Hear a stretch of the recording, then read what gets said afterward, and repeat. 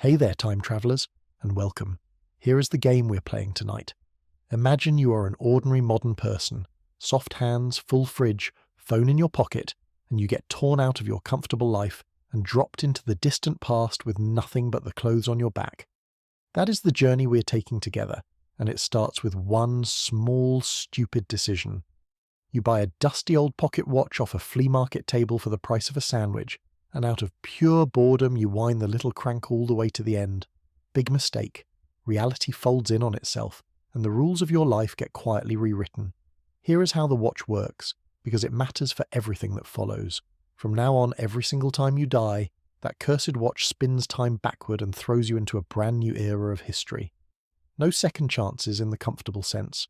No shop, no doctor, no internet. Just death, rewind, and a fresh slap from the past. And history, it turns out, is a terrible host. The rules are always the same. 0 modern comforts, nobody speaks your language, and the past tends to greet a clueless stranger with a shovel or a quick trip to the bottom of the social ladder. To keep things honest, at the end of each stop we will run a little survival counter and guess how long you would actually last out there. Fair warning, the number is usually embarrassingly small, and your smartphone turns out to be worth less than a sharp rock. So that is the plan. 12 different eras, one fragile human, you, trying to make it to sunset just once. Before we wind the watch, do me a favour and tap that like button if you enjoy watching a regular person get dropped into the meat grinder of history, and leave a comment telling me what city you're watching from, and what time it is where you are right now. I always love seeing who is along for the ride. Now dim the lights, switch on a fan for that soft background hum, and get comfortable. Ready? Let's wind the watch. The crank clicks against its limit. The watch lets out a tiny shudder, and the world simply stops pretending to be solid.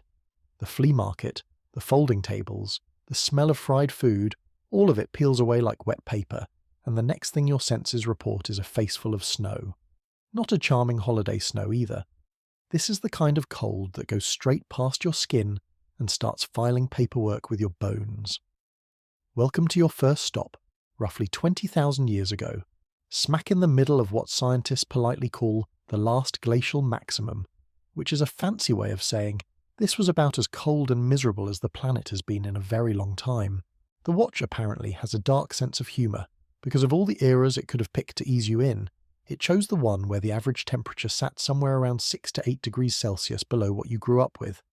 That number sounds small until you remember it is an average across the whole globe, and where you are standing it translates into a landscape that looks less like Earth and more like the inside of a freezer that nobody has defrosted since the dawn of time. Let me set the scene properly because you're going to need to understand exactly how much trouble you're in, and you're going to need to understand it fast. Half of Europe is buried under ice sheets that are not little patches of frost but glaciers stacked kilometres thick, grinding across the land at their own glacial pace, which is the only place that word actually fits. North America is wearing a similar coat of ice that reaches down from the pole like a slow, crushing hand. So much of the world's water is locked up in all this frozen real estate that sea levels are over 100 metres lower than you would expect, which means the coastlines you half remember from maps do not exist yet. There are land bridges where you swear there should be ocean, an entire country's worth of dry plains where there will one day be seafloor. It is genuinely a different planet, just with the same address. And the very first thing this planet wants you to know is that it has no interest whatsoever in your comfort, your opinions, or your continued breathing. Now before you start scanning the horizon for a village, a road, a friendly face, or anything resembling a place to plug in your phone, let me save you the effort. None of that is here. There is no agriculture because farming will not be invented for another 10,000 years or so, which from where you are standing is an unimaginable stretch of future.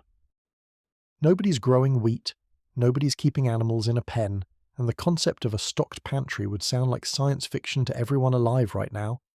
There is no metal of any kind, so forget knives, pots, axes, or anything with an edge that came out of a forge, because the forge has not been dreamed of yet either.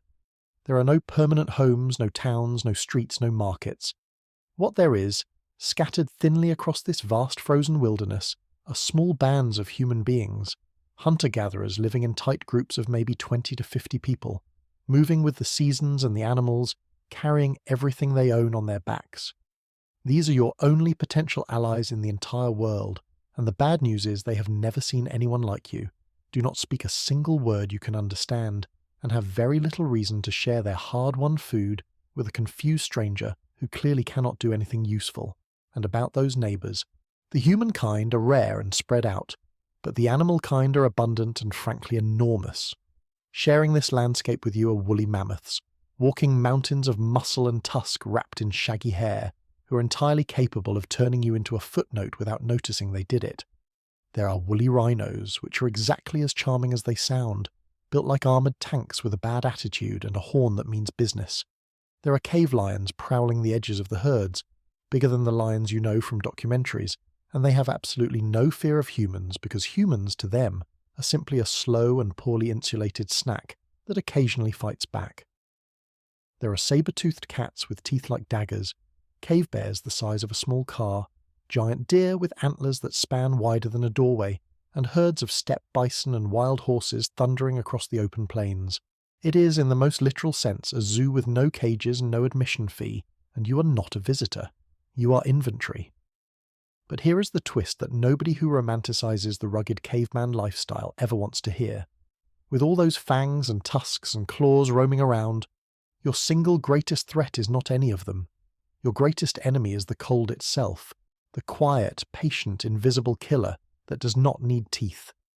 Without fire and without proper clothing made from animal hides, hypothermia will have you within hours, not days, hours.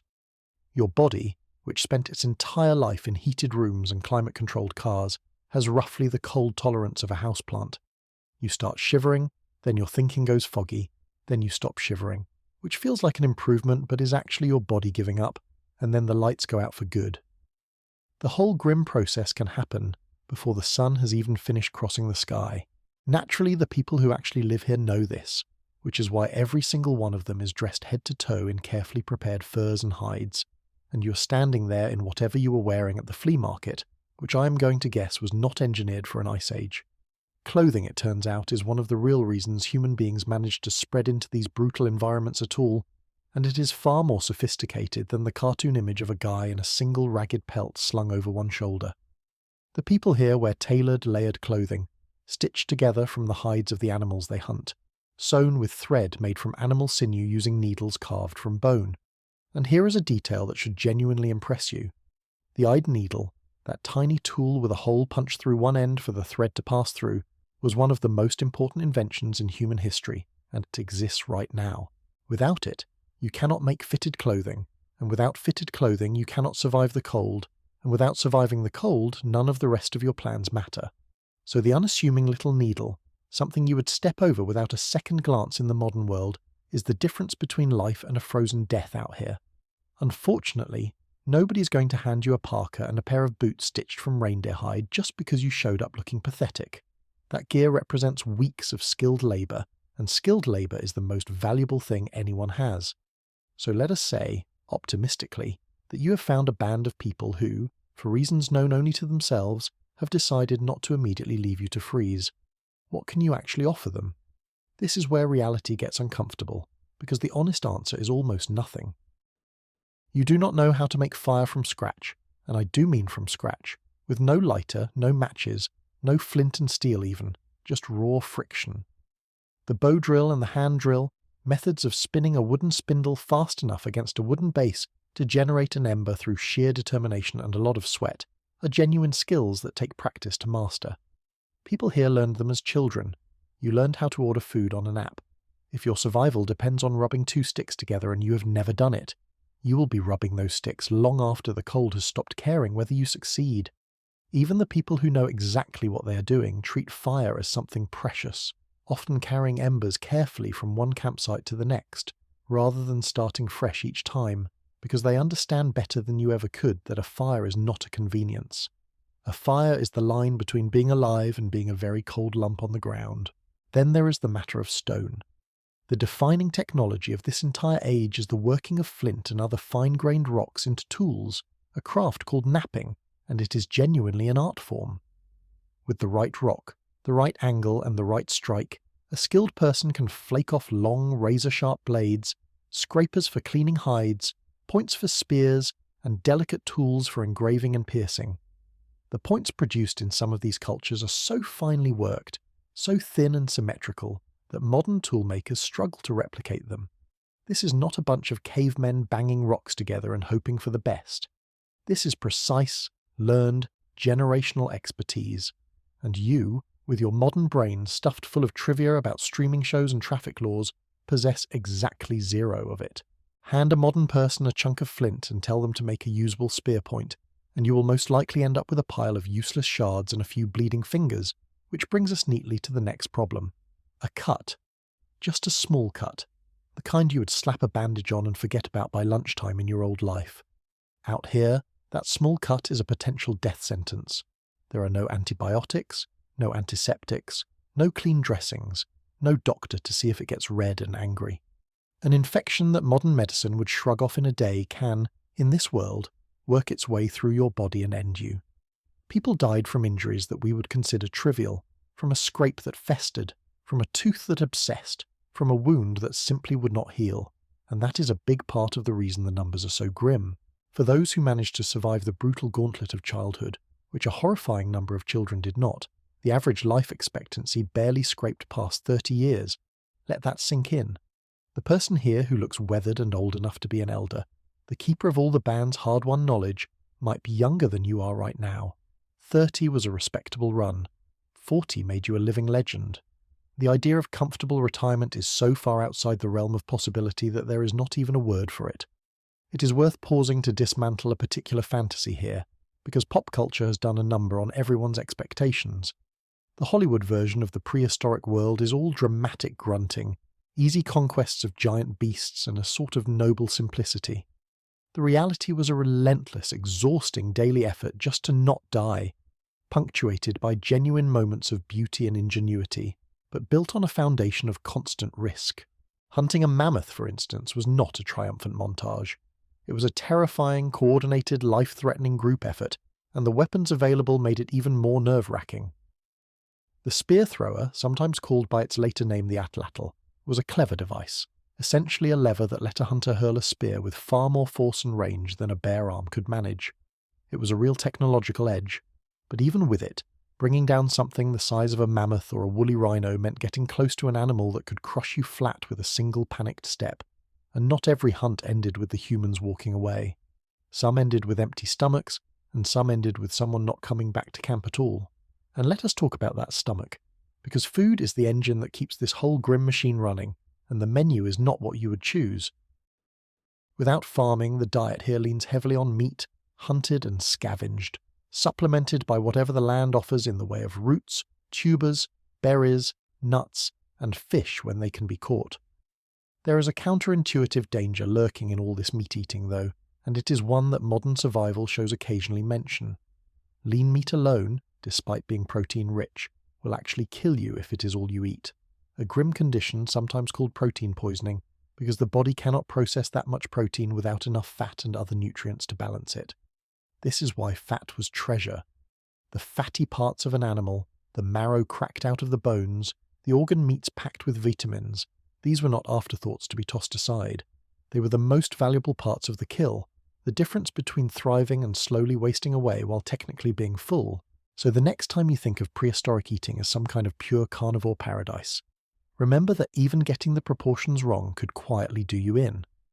The people here understood this through hard experience. You understand it because a narrator just told you, which does you very little practical good when you're staring at a carcass and have no idea what to do with any part of it. Water, at least, is one thing this frozen world has plenty of, though even that comes with a catch. There is snow and ice everywhere, but you cannot simply eat snow to stay hydrated, because melting it in your mouth steals precious body heat you cannot afford to lose, accelerating the very hypothermia trying to kill you. You need to melt it first, which means you need fire, which loops us right back to the skill you do not have. Streams and meltwater offer drinking water, but they are also cold enough to be dangerous, and falling into one in this climate is a genuine emergency. Everything, and I mean absolutely everything in this world, is connected to that central problem of staying warm. Lose the fire, lose the warmth, lose the game. Now, lest this entire stop sound like nothing but a slow march toward freezing in the dark, it is important to be fair to the people who actually lived here, because they were not merely surviving. They were, against every conceivable odd, creating. Deep inside caves, far from the entrances, in the flickering light of fat-burning lamps, these supposedly primitive people produced some of the most breathtaking art the human species has ever made. The painted caves at Lascaux, with their galloping horses and great bulls and tumbling herds rendered in earthy reds, blacks and ochres, are works of staggering skill and confidence. The even older art at Chauvet pushes the timeline back further still, with charging rhinos, prides of lions and herds of horses captured with a sense of movement and depth that would not look out of place in a serious art gallery today. These were not idle doodles. The pigments had to be sourced and prepared, the surfaces studied, the compositions planned, and all of it executed in cramped, dark, dangerous spaces by the light of a guttering flame. Whatever these images meant, whether ritual, storytelling, teaching, or something we will never fully grasp, they prove beyond any doubt that the people of the Ice Age had rich inner lives, abstract thought, and a drive to make beauty even while death waited just outside the cave mouth. They wore jewellery too, which tends to surprise people who imagine prehistoric humans as purely focused on the next meal. Beads carved from bone, ivory and shell, pendants, pierced animal teeth strung together, these adornments turn up in their settlements and especially in their burials. And the burials themselves can be astonishing. In some graves, individuals were laid to rest covered in literally thousands of carefully made ivory beads, an act that would have represented an unimaginable investment of time and labour, the kind of effort you only put into something when you have deep feelings about loss, status, belief, or all three. These were people who mourned their dead, who marked them, who believed those individuals mattered enough to be sent off with treasure. So while the brutal facts of life expectancy and constant danger are real, the picture of a population that was somehow less human, less emotional, less thoughtful than you is simply wrong. They were every bit as clever and as feeling as anyone you've ever met. They just happened to be born into a world that demanded an absolutely punishing skill set as the price of admission, a skill set you do not have. Their shelters deserve a mention too, because in some places, on the treeless plains where caves were not available, people got genuinely inventive about staying out of the wind. There are remarkable structures built from the bones of mammoths, great domed huts framed with tusks and massive bones, weighted and arranged into surprisingly sturdy dwellings, then likely covered with hides. Imagine the sheer effort and organisation required to build a house out of the remains of the largest animals on the landscape. It speaks to planning, to cooperation, to a community that worked together with a level of coordination that puts most modern group projects to shame. The point being, everywhere you look, the people of this era display competence and cleverness, which only throws your own helplessness into sharper relief. You are surrounded by experts, and you are the one person who flunked every single test the moment you arrived. Let us address the obvious, the elephant in the room, or perhaps more fittingly the mammoth in the room, which is the small rectangle of glass and metal in your pocket, your smartphone. In your old life, it was a portal to all of human knowledge, a map, a camera, a communication device, an extension of your own mind. Here, it is a cold, dead slab with a battery that will die within a day or two, and no possible way to recharge it, no signal, no network, no point. The collected wisdom of civilization, the maps that could guide you, the survival videos you wish you had watched, all of it sealed inside a brick you cannot open. Meanwhile, a single well-made flint blade, the kind any competent person around you could produce, can cut, scrape, carve, and butcher. It is, in every practical sense that matters in this world, infinitely more valuable than your phone. If you tried to trade your phone to one of these people, they would, quite reasonably, be more interested in the sharp rock. The phone does not cut anything, does not start a fire, does not keep you warm, and taste terrible. The sharp rock does at least 3 useful things. The market has spoken, and the market prefers the rock. Communication is its own special nightmare, and one that compounds every other problem you face. Even if a band took pity on you, you could not explain who you are, where you came from, or what you need. You cannot ask what is safe to eat, where the water is, which direction the predator's den, or how to help with the work. You're reduced to gestures, pointing, and the universal human language of looking cold and hungry, which frankly describes everyone around you anyway, so it does not exactly make you stand out as deserving of help. Learning enough of their language to be functional would take months you do not have, and explaining the concept of a cursed pocket watch that throws you through time would be impossible even if you were fluent. To them, you're simply a strange, soft, useless person who appeared from nowhere and cannot do anything, which in a society where every member must contribute to the group's survival is not a great resume. There is no welfare here, no safety net, no charity for the unproductive. Everyone pulls their weight or the whole band suffers, and you cannot even pull your own. It is also worth dwelling for a moment on just how soft modern living has made you, because it is easy to underestimate. Your hands have never been toughened by daily manual labour. Your feet have spent a lifetime cushioned inside shoes and would shred on frozen ground and sharp rock. Your immune system has never met half the parasites and microbes lurking out here. You have no calluses, no cold acclimatization, no understanding of the rhythms of the seasons or the behaviour of the animals. The people here read the landscape the way you read a familiar street, noticing tracks, droppings, broken branches, the direction of the wind, the calls of birds, all of it feeding into a constant unconscious assessment of danger and opportunity. To you, the wilderness is just an undifferentiated white blur full of threats you cannot identify until they are already on top of you. They see a library, you see static, and while you are squinting at the static trying to make sense of it, the cold is steadily, patiently doing its work. If injury or cold or starvation does not get you, there is always the simple matter of the predators who actively hunt at night, when your poor human eyesight fails you and theirs does not. A modern person, exhausted, frightened, and unable to make a proper fire to keep beasts at bay, is an easy target after dark.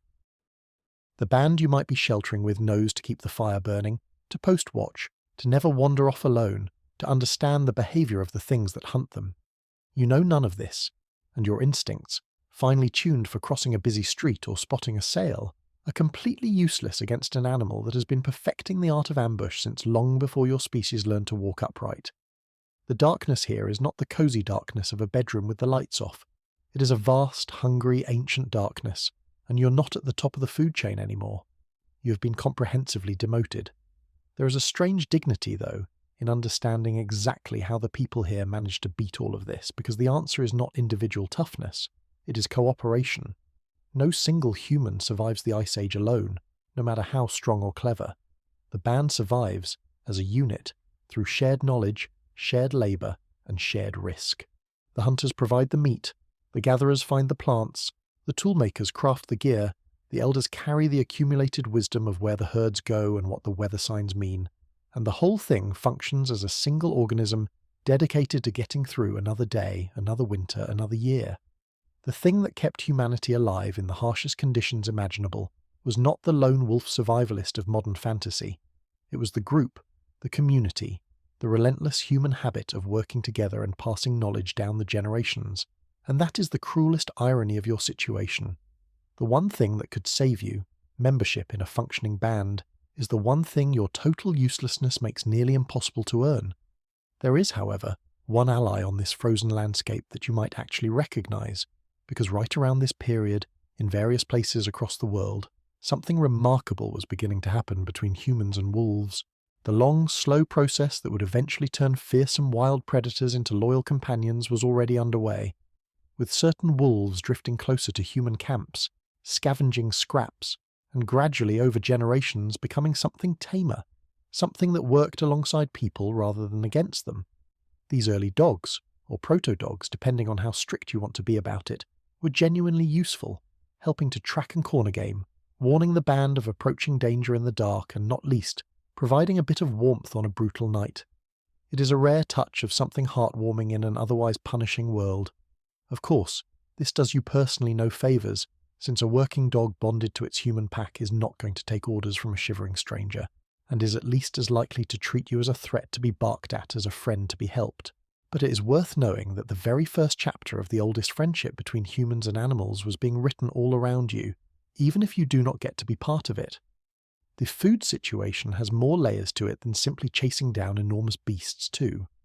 Where there were rivers, lakes and coastlines, people fished, and they did it with surprising skill, fashioning hooks, points, and barbed harpoons from bone and antler, materials that were tougher to work than wood but held an edge and a point beautifully. A barbed bone harpoon driven into a fish or a seal would hold fast where a plain spear might slip free, and these tools represent yet another layer of accumulated cleverness that took countless lifetimes to develop and refine. Fishing also offered something the open plains did not always provide, which was a more reliable and less dangerous source of food than squaring off against a panicking mammoth. You do not generally risk being trampled to death by a trout. Naturally, knowing how to read the water, where the fish gather, when they run, and how to actually land them with a hand-carved harpoon is, like everything else here, a skill you do not possess. So even this gentler corner of the food economy is closed to you. And when a hunt did succeed and produced more meat than the band could eat at once, the people here had a refrigeration system that the modern world spent thousands of years trying to reinvent, except theirs was free and came pre-installed. The cold itself preserved food.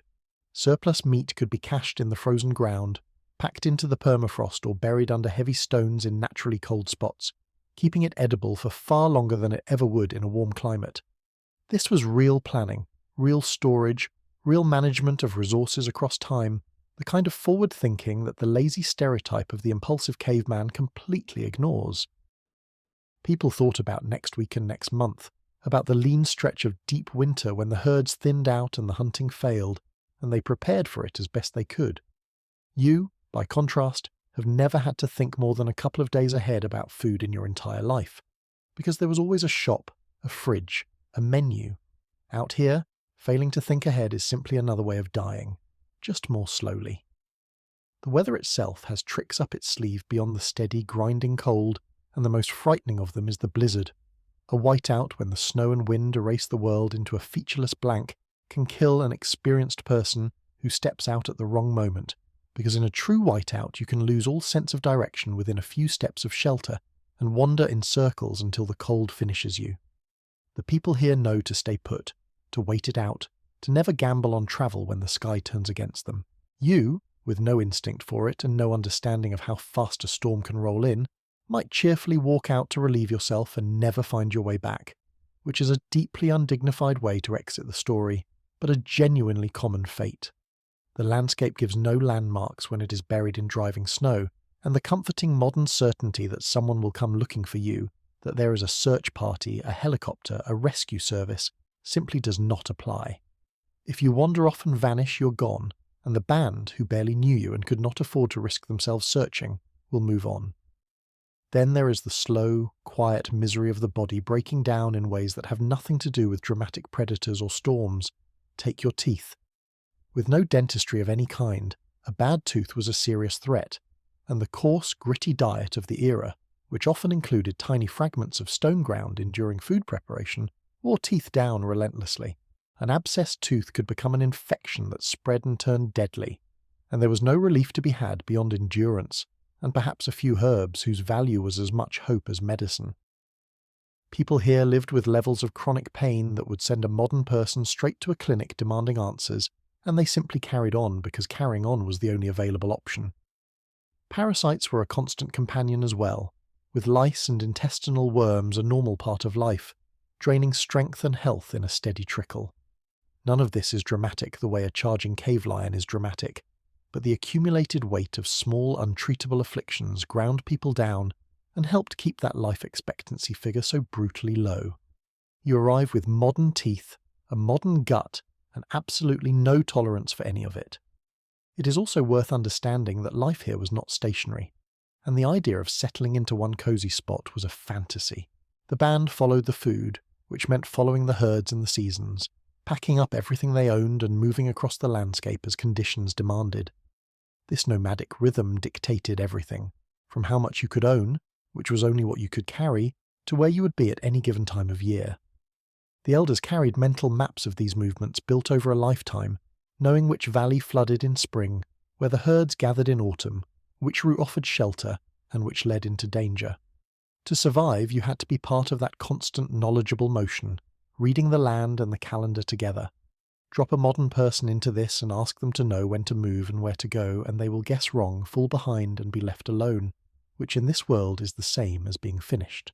Long-distance contacts existed too, with materials like seashells and special types of stone travelling enormous distances between groups, proof that even these scattered bands were connected in networks of exchange and contact that spanned what would later be entire countries.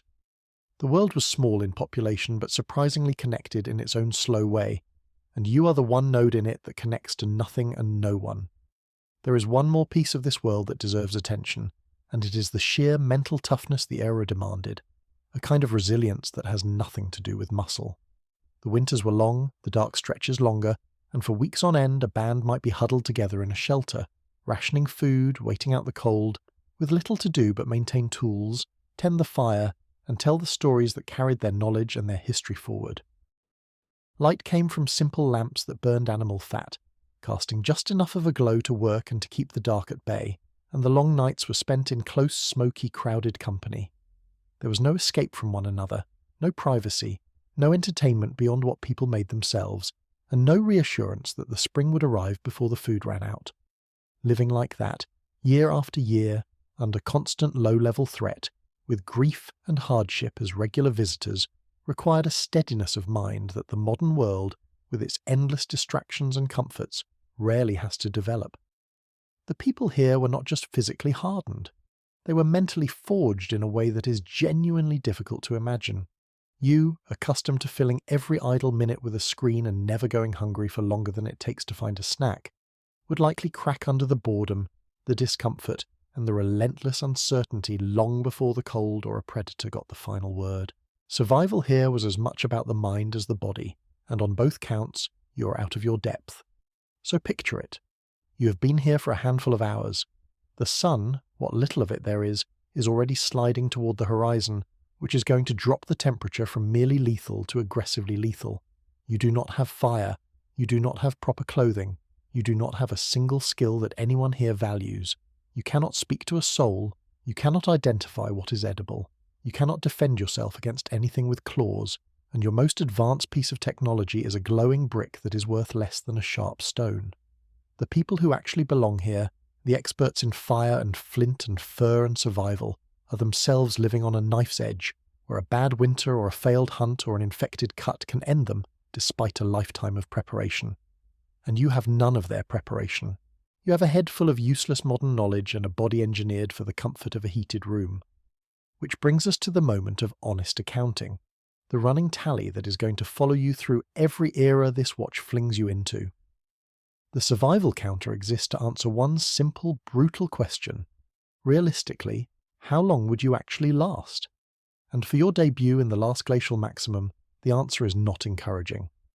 If the weather is merciful, if you happen to land near a sheltered spot, if you have the wild luck to stumble onto a band willing to share their fire, and you somehow make yourself marginally tolerable to them, you might stretch this out to a couple of days. That is the optimistic scenario. The realistic one, with no fire, no clothes, no skills, and the cold doing exactly what the cold does, is that you would not survive your first night. The Ice Age does not care about your potential. It does not grade on effort. It simply asks whether you can stay warm, and your answer, sadly, is no. Survival counter. The Ice Age. A couple of days if the weather takes pity on you, and considerably less if it does not. The cold takes you, exactly as predicted, and the last thing you feel before the lights go out is the strange relief of stopping shivering, which is your body's final treacherous lie. Then the watch in your pocket gives that now familiar shudder. Time folds backward, like a hand closing into a fist, and the freezing white world is yanked away. The next sensation is the opposite extreme. Heat, dry, heavy, oven-like heat pressing down from a brutal sun in a cloudless sky. The kind of warmth that, after where you have just been, feels almost like a cruel joke. You're standing on cracked, dusty ground between two great rivers, the air smelling of mud, smoke, animal dung, and unwashed humanity, and rising in front of you are walls and towers of sun-baked brick the colour of dried clay. Congratulations. You have arrived in the so-called cradle of civilization, the land between the Tigris and the Euphrates, somewhere around 3,700 years ago, in the age of a king named Hammurabi. After the empty, frozen wilderness, this place is going to feel like stepping into a roaring, crowded metropolis, and in a sense it is, because this is one of the very first places on Earth where you could use that word with a straight face.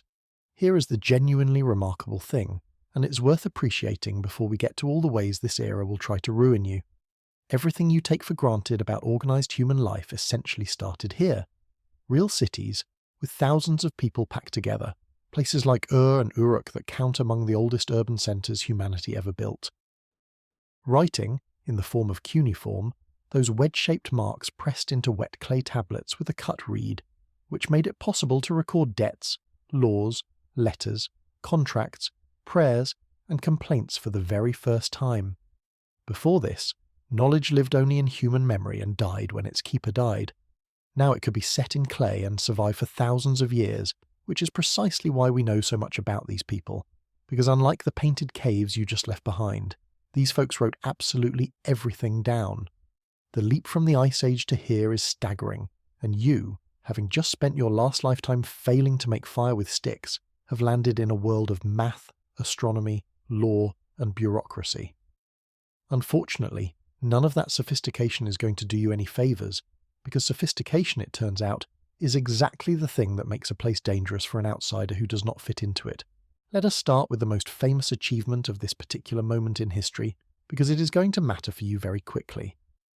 The king here, Hammurabi, is remembered above all for his law code, a collection of 282 rulings carved into a tall stone pillar and set up for all to see, at least in theory, since almost nobody could read it. This is not the very first set of laws humanity ever produced, but it is the most complete and famous of the early ones, and it lays out in remarkably specific detail what happens to you if you do various things wrong. The principle most people remember is the idea of an eye for an eye, the notion that the punishment should mirror the crime, and yes, that is in there, more or less literally.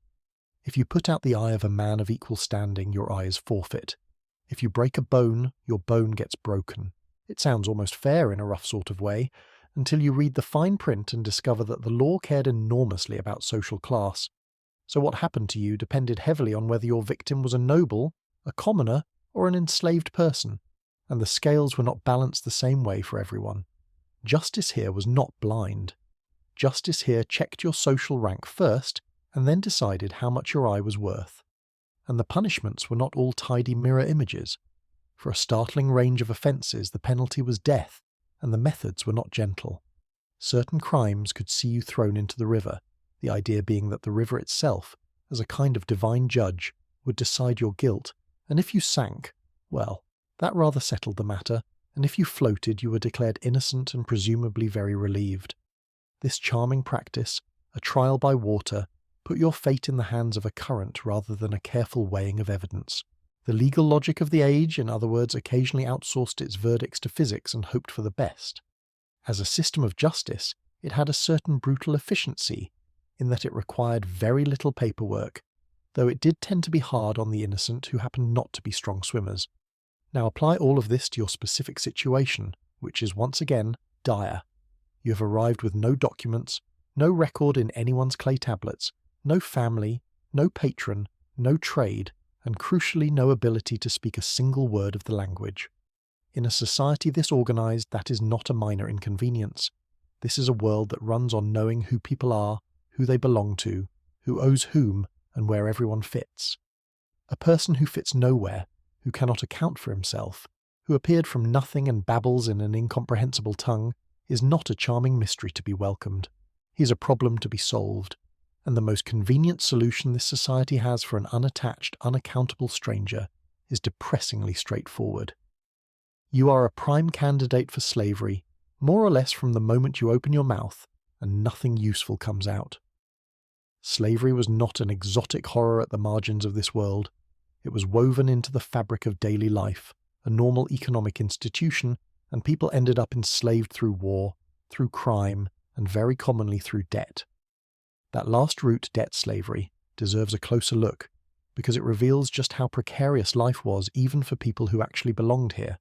If you borrowed and could not repay, you, or your wife, or your children could be handed over to work off the debt, sometimes for a fixed number of years, sometimes longer.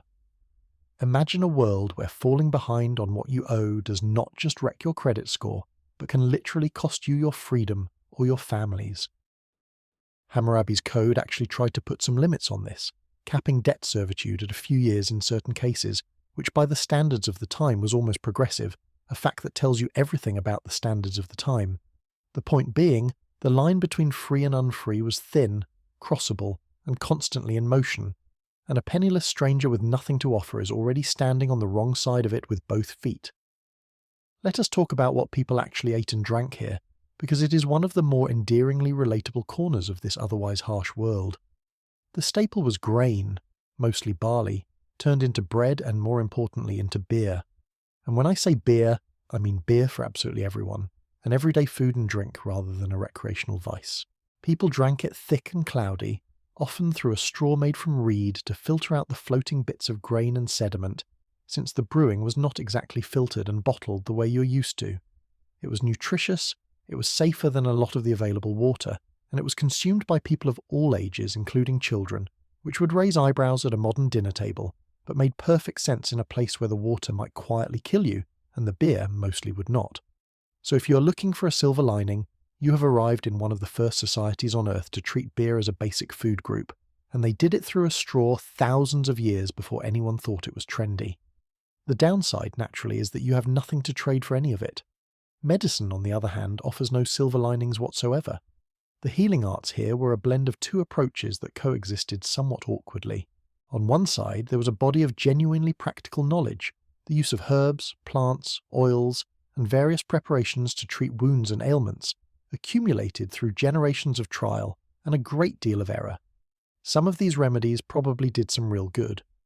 On the other side, and often applied to the very same patient, was the firm conviction that illness was frequently caused by evil spirits, demons, divine displeasure or curses, and so treatment might also involve incantations, rituals, prayers, and efforts to identify which god you had annoyed and how to make amends. If you got sick here, you might be given a useful herbal remedy and a chant to drive out a demon in the same visit, with no clear sense of which one was supposed to be doing the heavy lifting. There was no understanding of germs, no concept of infection as we know it, no antibiotics, and consequently the same grim truth that followed you in the Ice Age follows you here. A wound that turns bad, a fever that climbs, an illness that takes hold, and there is very little anyone can do but try remedies, say prayers, and hope.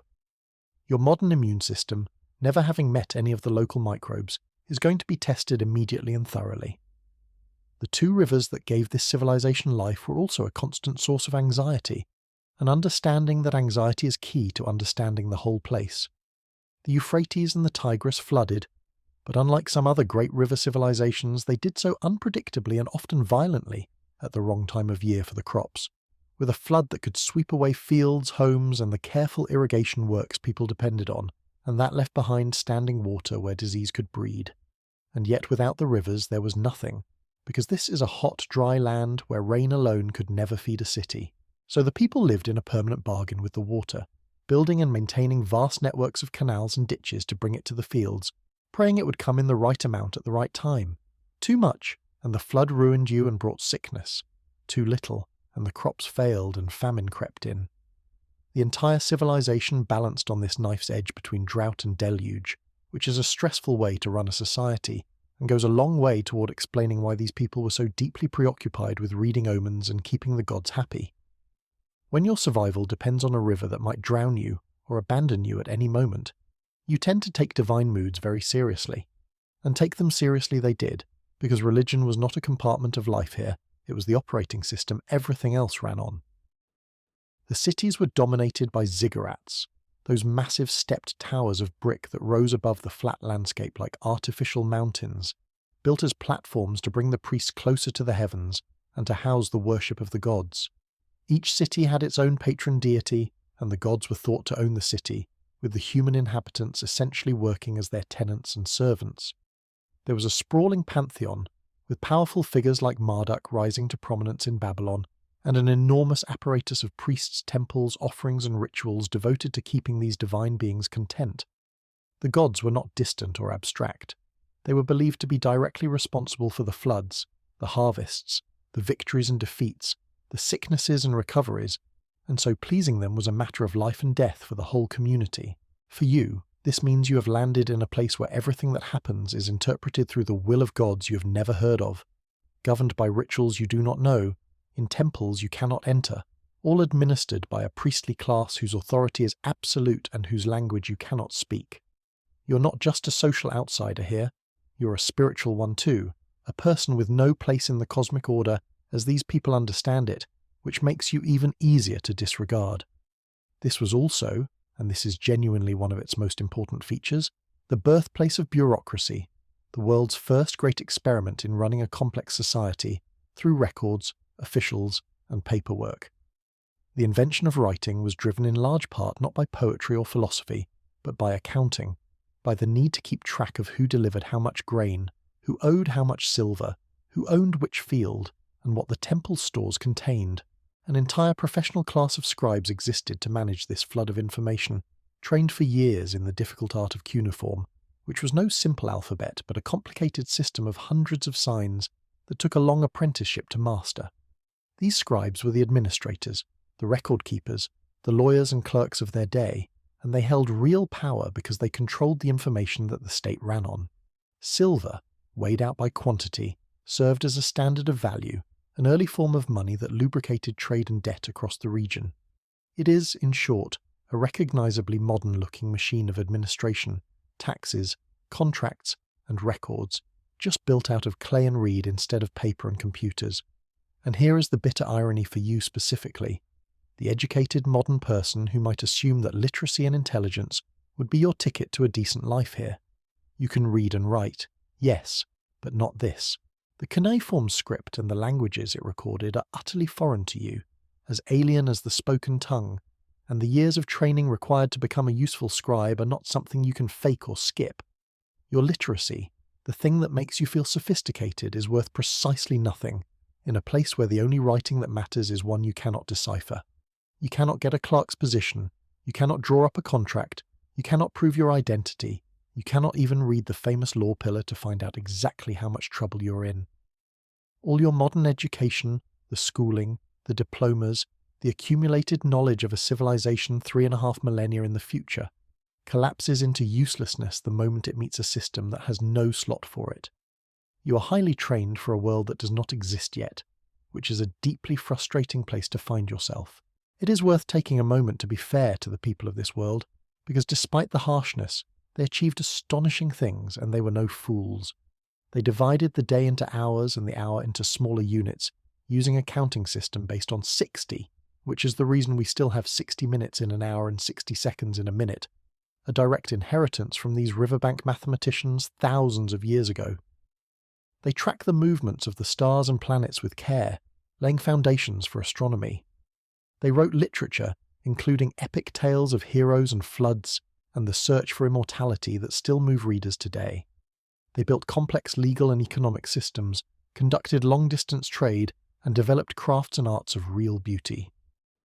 These were sophisticated, intelligent, deeply organized people grappling with the brand new problem of how thousands of strangers could live together in one place without tearing each other apart, and the laws, the bureaucracy, the religion, all of it was part of that grand experiment. The fact that the experiment was often brutal does not make the people primitive. It makes them pioneers, working out the rules of civilization for the very first time, with no one to copy and no manual to follow. You happen to be standing in the middle of that experiment as an uninvited variable, which is a precarious position no matter how clever the experimenters are. Daily life for an ordinary person, the kind of person you would be lucky to even become, revolved around relentless work. Most people farmed, tending the fields and the all-important canals, labouring under that punishing sun to coax barley and dates and other crops from the irrigated soil. Others were craftsmen, weavers, potters, metalworkers, builders, brewers, all the trades a city needs. Homes were built of mud brick, packed close together along narrow winding streets that had no sanitation system worthy of the name. So waste and refuse were a constant presence and a constant health hazard. The heat was oppressive, the work was hard, the margins were thin, and a bad flood or a poor harvest or an outbreak of disease could turn a difficult life into a catastrophe with little warning. This was not a leisurely existence punctuated by the occasional festival. It was a hard grind softened by family, faith, the occasional celebration, and quite a lot of beer. And remember, this is the life of someone who belongs, who has a place and a family and a trade. You have none of those things, which puts the comfortable, settled farmer or craftsman far above you on the ladder and you're not even standing on the ladder. You're looking up at the bottom rung from below. Consider how an ordinary day would actually unfold for you. You materialize in or near one of these cities, dazed, dressed wrong, speaking gibberish, with no idea where you are or how anything works. You're hungry and thirsty almost immediately, but you have nothing to trade, no coin, no skill anyone wants on sight, and no way to ask for help that does not look like begging, or, worse, like the suspicious behavior of a thief or a runaway slave. People notice you, because in a society this tightly organized, a stranger who fits nowhere stands out instantly. Sooner or later you will draw the attention of someone with authority, a temple official, a wealthy landowner, a member of the patrol or guard responsible for keeping order. And when that happens, the questions they ask, questions you cannot understand let alone answer, will not go well. You cannot explain yourself. You cannot prove you are free. You cannot demonstrate that you belong to anyone or that anyone will vouch for you. In a world where an unattached, unaccountable person is presumed to be either a criminal, a runaway, or simply unclaimed property waiting to be claimed, your silence and confusion are not going to be interpreted charitably. The concept of personal freedom that you carry around as a basic assumption, the idea that you own yourself by default and others must justify any claim on you, is not how this world works. Here, your status had to be established and known, and the default for a person who could not establish a free accounted for status was not freedom. There was no embassy to call, no identification to produce, no rights that attached to you simply for being human and breathing. Rights, such as they were, attached to your place in the social order, your relationships, your obligations, your record in someone's clay tablets.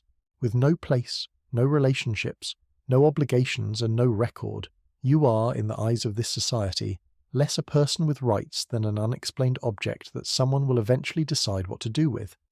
And the most likely decision, given the economics of the age and the value of labour, is the one we have already discussed. The machinery of this civilization, so impressive in its organisation, processes you with the same efficiency it processes everything else, and the output is not in your favour. Even the brilliance of the place becomes a trap. In the Ice Age, your problem was that there was no system to protect you, no society to fall into. Here, the problem is the opposite. The system is everywhere. It is powerful, it is thorough, and it has a defined place for everyone, which means it has a defined place for an unclaimed stranger too, and you are not going to like what that place is. Civilization, for all its gifts, did not invent freedom and equality for outsiders. It invented order, and order, when you do not fit it, tends to grind you into whatever shape it finds convenient. The very tools that make this world impressive, the writing, the law, the bureaucracy, the organized authority, are the tools that will be turned to sorting you, and you have no leverage to influence the outcome. Suppose, for the sake of optimism, that you somehow avoid the immediate fate of being claimed and put to work, that you slip through the cracks for a while, surviving on scraps and luck in the margins of the city. Even then, the environment itself is working against you. The heat, brutal and relentless, will sap a person unaccustomed to it. The water, drawn from rivers and canals that double as sources for drinking and for everything people would rather not think about, is a reservoir of illness for a gut that has no defences against it. The crowded, unsanitary conditions of the city, with so many people and animals packed together and no real waste management, are a perfect breeding ground for disease, and epidemics could sweep through these populations with terrible speed. You arrive with no immunity, no clean water, no shelter, and no friends, in one of the most disease-friendly environments humanity had yet created by gathering so many people in one place. The same density that made cities engines of innovation also made them engines of contagion, and you are walking into that with a body and an immune system fresh from a completely different century. It is worth lingering on a few of the actual laws from the code, because they reveal the strange logic of the place better than any summary. Take construction, for example. If a builder put up a house and the house collapsed and killed its owner, the builder himself was to be put to death, and if it killed the owner's son, then the builder's son could be killed in turn. This was building inspection with truly unforgettable stakes, a regulatory regime so motivating that one imagines the houses were either extremely sturdy or built by someone with no children. Surgery operated on similar terms. A physician who performed a successful operation on a person of high rank earned a handsome fee, but a physician whose patient died or lost an eye under the knife could lose his own hand as payment. Medicine, in other words, was a profession with a generous upside and a catastrophic downside, which one suspects did wonders for keeping the merely curious out of the operating trade. And false accusation was taken seriously too. If you accused someone of a capital crime and could not prove it, the penalty could fall on you instead. A sort of built-in discouragement against frivolous lawsuits that modern courts can only dream of. The thread running through all of it is a society trying very hard, through sheer severity, to make people behave, because it did not yet have the softer tools of policing and institutions that later ages would develop. When you cannot easily catch wrongdoers, you make the punishment terrifying enough that fewer people risk it. It is crude, but it is a recognizable attempt at deterrence. The training of those all-important scribes is a story in itself, and a grimly amusing one. Boys, and it was mostly boys, were sent to a school sometimes called the Tablet House, where they spent years copying signs over and over, memorizing endless lists of words, and absorbing the mathematics and record-keeping that the profession demanded. Discipline was harsh, and surviving tablets actually record students complaining about being beaten by their teachers for the smallest mistakes, for talking, for sloppy handwriting, for showing up late, for nearly anything.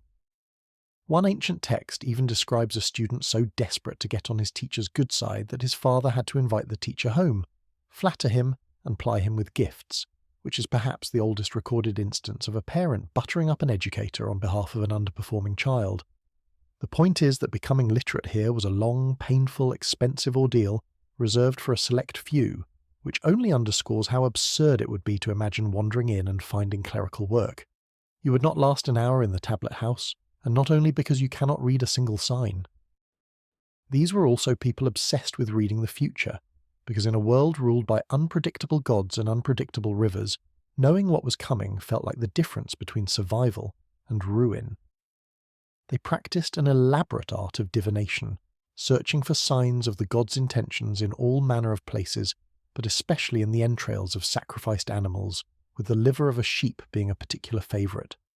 Specialists would examine the shape, the marks, and the features of the liver and interpret them as omens, and they took this so seriously that they made detailed clay models of livers as teaching tools, mapping out what each region and blemish supposedly meant.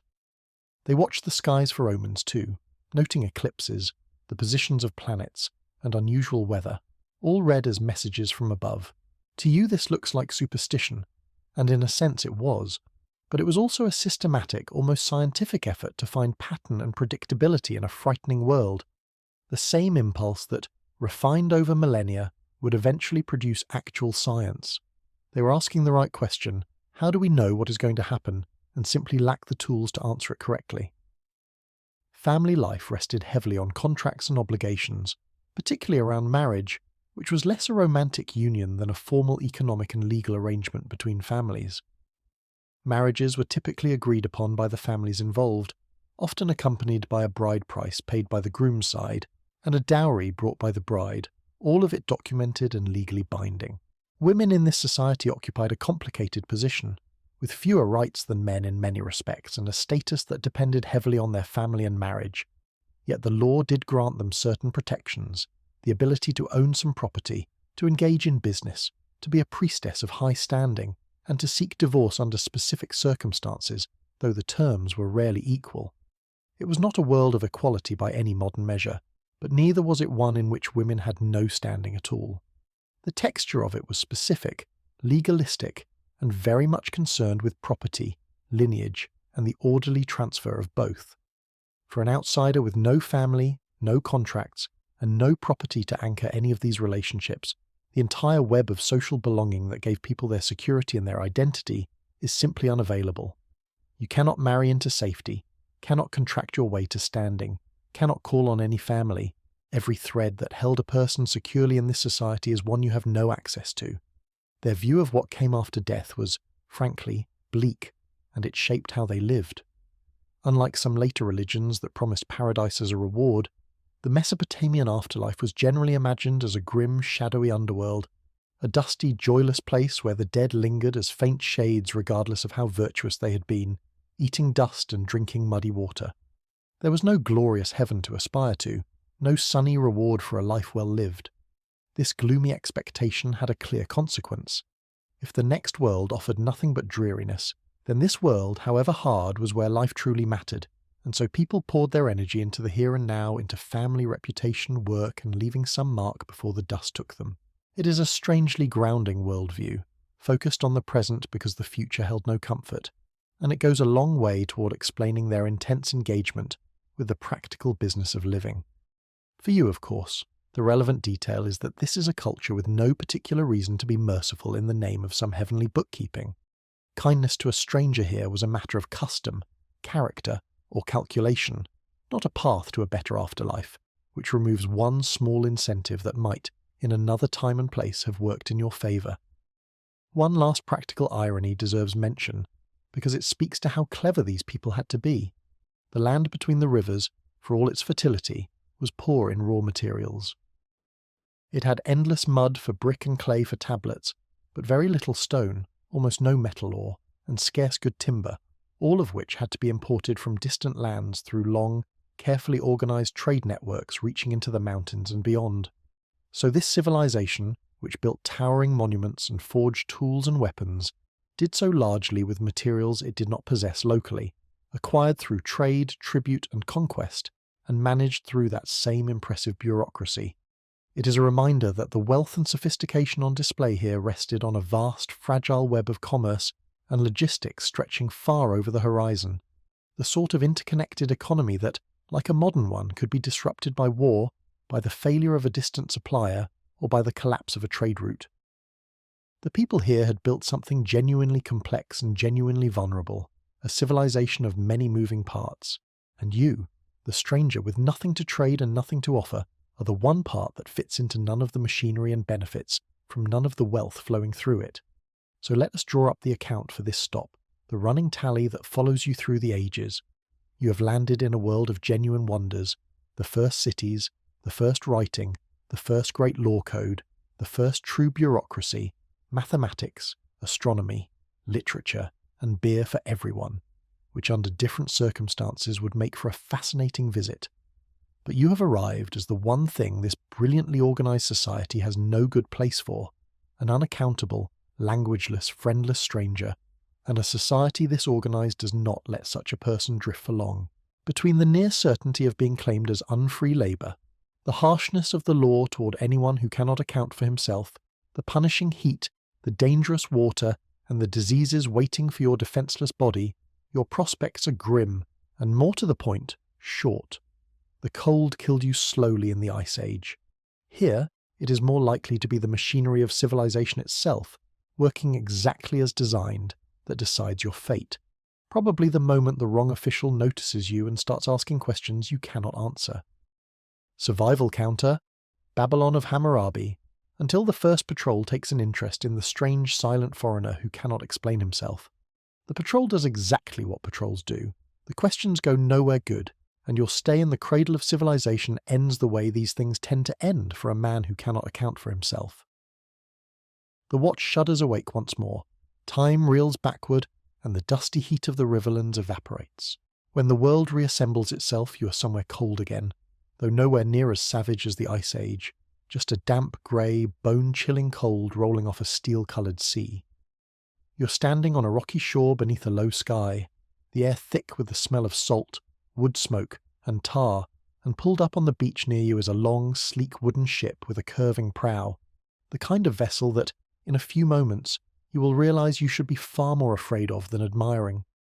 You have landed in the world of the Norse, in the age that history would later call the Viking Age, and to put a date on it, we can start the clock around the year 793, when raiders from the north fell upon a monastery on a small English island called Lindisfarne, and announced to a horrified Europe that a new and frightening era had begun. That raid on Lindisfarne is traditionally treated as the curtain raiser for the whole period, the moment the rest of the world suddenly noticed these seafaring northerners and began writing terrified accounts of them.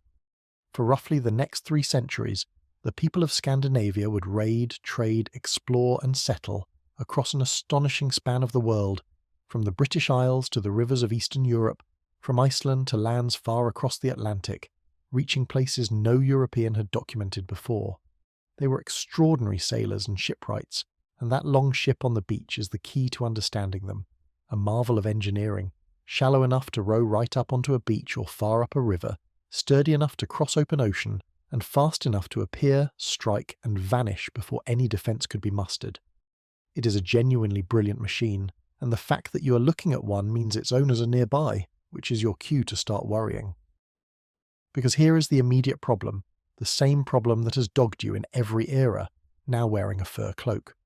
You are a stranger, alone, speaking a language no one understands, with no kin, no lord, no land, and no standing.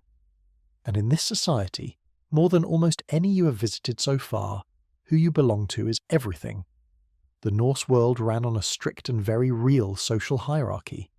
At the top sat the jarls, the nobles and chieftains, the wealthy and powerful. Below them was the broad class of the carls, the free men and women, the farmers, craftsmen, traders, and warriors who made up the backbone of society and who had rights, a voice, and a stake in their community. And at the bottom were the thralls, the enslaved, who had no rights to speak of and could be bought, sold, and worked at their owner's will. A masterless, kinless stranger who washes up from nowhere does not get to choose which of these categories he joins, and you can probably guess which one the locals will slot you into. The word for that bottom rung, thrall, is one you should get used to, because as an unattached outsider with nothing to offer and no one to vouch for you, the role of enslaved labourer is the one the world is holding open for you, and there are busy markets, at trading hubs like Hedeby and Birka, where exactly such people were bought and sold as a matter of routine commerce.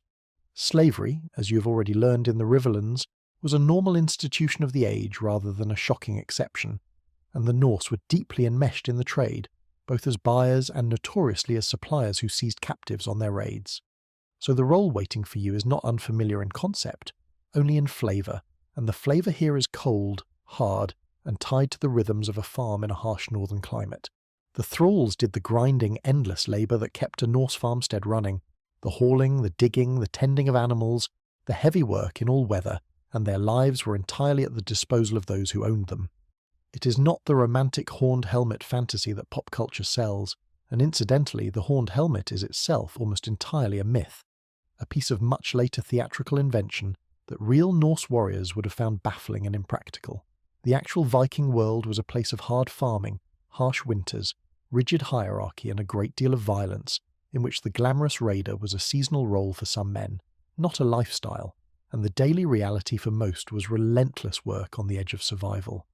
That harsh winter deserves its own respect, because in this northern land the cold is not merely uncomfortable, it is a genuine annual threat that could kill the unprepared and the unlucky as surely as any weapon.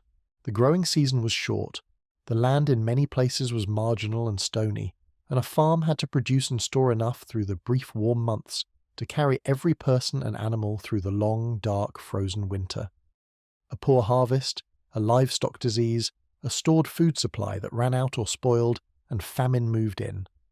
People lived with the constant awareness that winter was coming and that survival depended on preparation, on having enough hay for the animals, and enough food for the household to last until spring.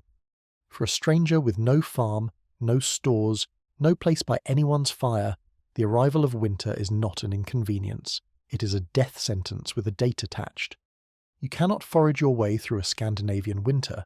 You cannot build the kind of shelter and food reserve required in the time available, and no one is obligated to feed an extra useless mouth through the lean months when their own family's survival is on the line.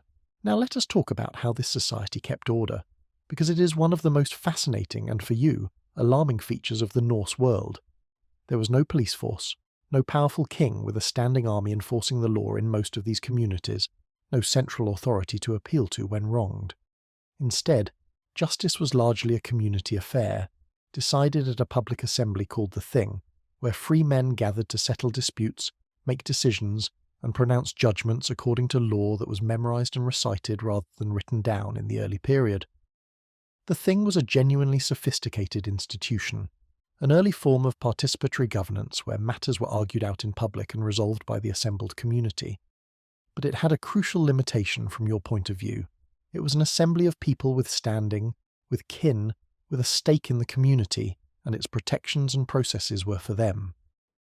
A kinless stranger had little voice and little protection there. The system was built to manage relations among people who belonged, not to safeguard an outsider who belonged to no one. and when disputes could not be settled by words and judgment, the Norse had a more direct method, the holmgang, a formal duel that could be fought to resolve a quarrel, sometimes to first blood, sometimes to the death, with its own rules and rituals. It was a legally recognised way to settle certain disagreements, which tells you a great deal about how this culture viewed conflict, namely that personal combat was a legitimate and honourable means of resolving a dispute that other societies might handle in a courtroom. For a skilled, well-armed warrior, the holmgang was a tool. For you, a person with no combat training, no weapon, no armour, and no idea of the rules, being challenged to one would be less a duel than a formality preceding your funeral. The whole concept assumes you can fight, and you cannot, which means any serious quarrel you stumble into could escalate to a contest you are physically incapable of winning. Underlying all of this was a culture in which honour and reputation were not abstract niceties but the very currency of survival and status, and in which a man's word, his standing, and the respect he commanded determined how he was treated. Insults were taken seriously, sometimes lethally so, and a perceived slight could spark a conflict that, in the absence of central authority, was resolved through personal or family retaliation. This gave rise to one of the defining and most dangerous features of the age, the blood feud. When someone was killed or grievously wronged, it fell to their kin to seek redress, and that redress might take the form of a counter-killing, which would then demand its own answer, and so a feud between families could smoulder and erupt across years and even generations, with each act of violence demanding a response. There was a mechanism meant to short-circuit this cycle, a system of compensation payments, a man price that could be paid to the family of a slain person in place of vengeance, an attempt to put a monetary value on a life and settle the matter peacefully. But whether blood or silver settled a killing depended on negotiation, status, and the willingness of the aggrieved to accept payment, and feuds frequently outran every attempt to contain them. For you, the feud culture carries a particularly chilling implication.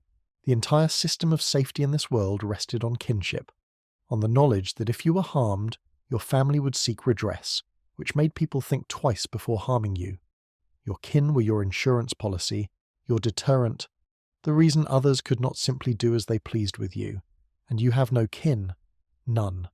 There is no family to avenge you, no one who will demand compensation if you are killed, no one whose anger anyone needs to fear. In a world where the cost of killing a man was the wrath of his relatives, killing a man with no relatives carried no cost at all. You are, in the most literal sense, a person whose death is free, and in a culture that calculated such things carefully that makes you uniquely, terrifyingly expendable. The kinless stranger is the safest possible person to wrong, because wronging him triggers no consequences, and that is not a comforting thing to be. This grim logic finds its sharpest expression in the Norse concept of outlawry, a legal punishment that was, in effect, a deferred death sentence dressed up as a banishment.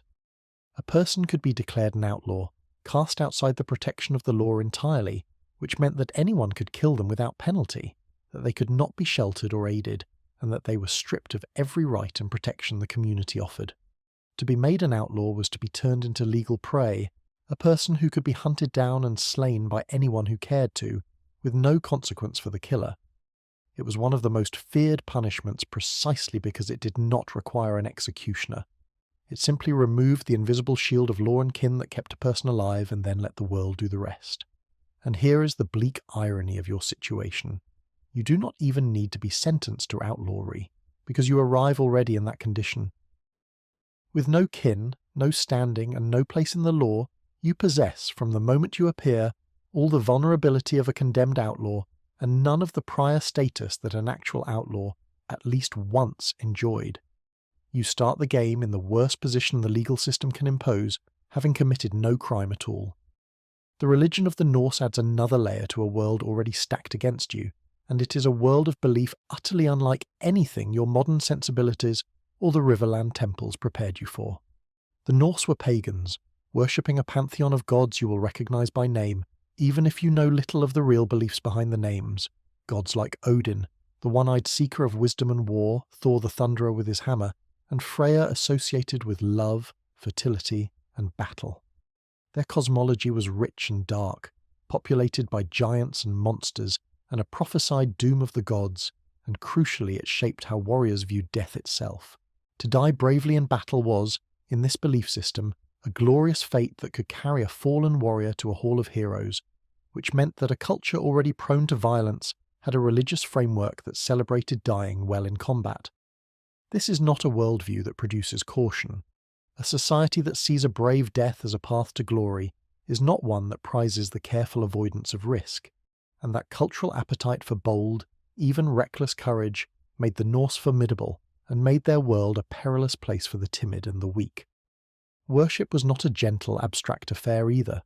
At major religious sites, the most famous being a great sanctuary at Uppsala, the Norse conducted significant rituals and offerings to their gods, and these sacrifices, according to the accounts that survive, could include not only animals but, on important occasions, human beings, offered up to win the favour of the gods.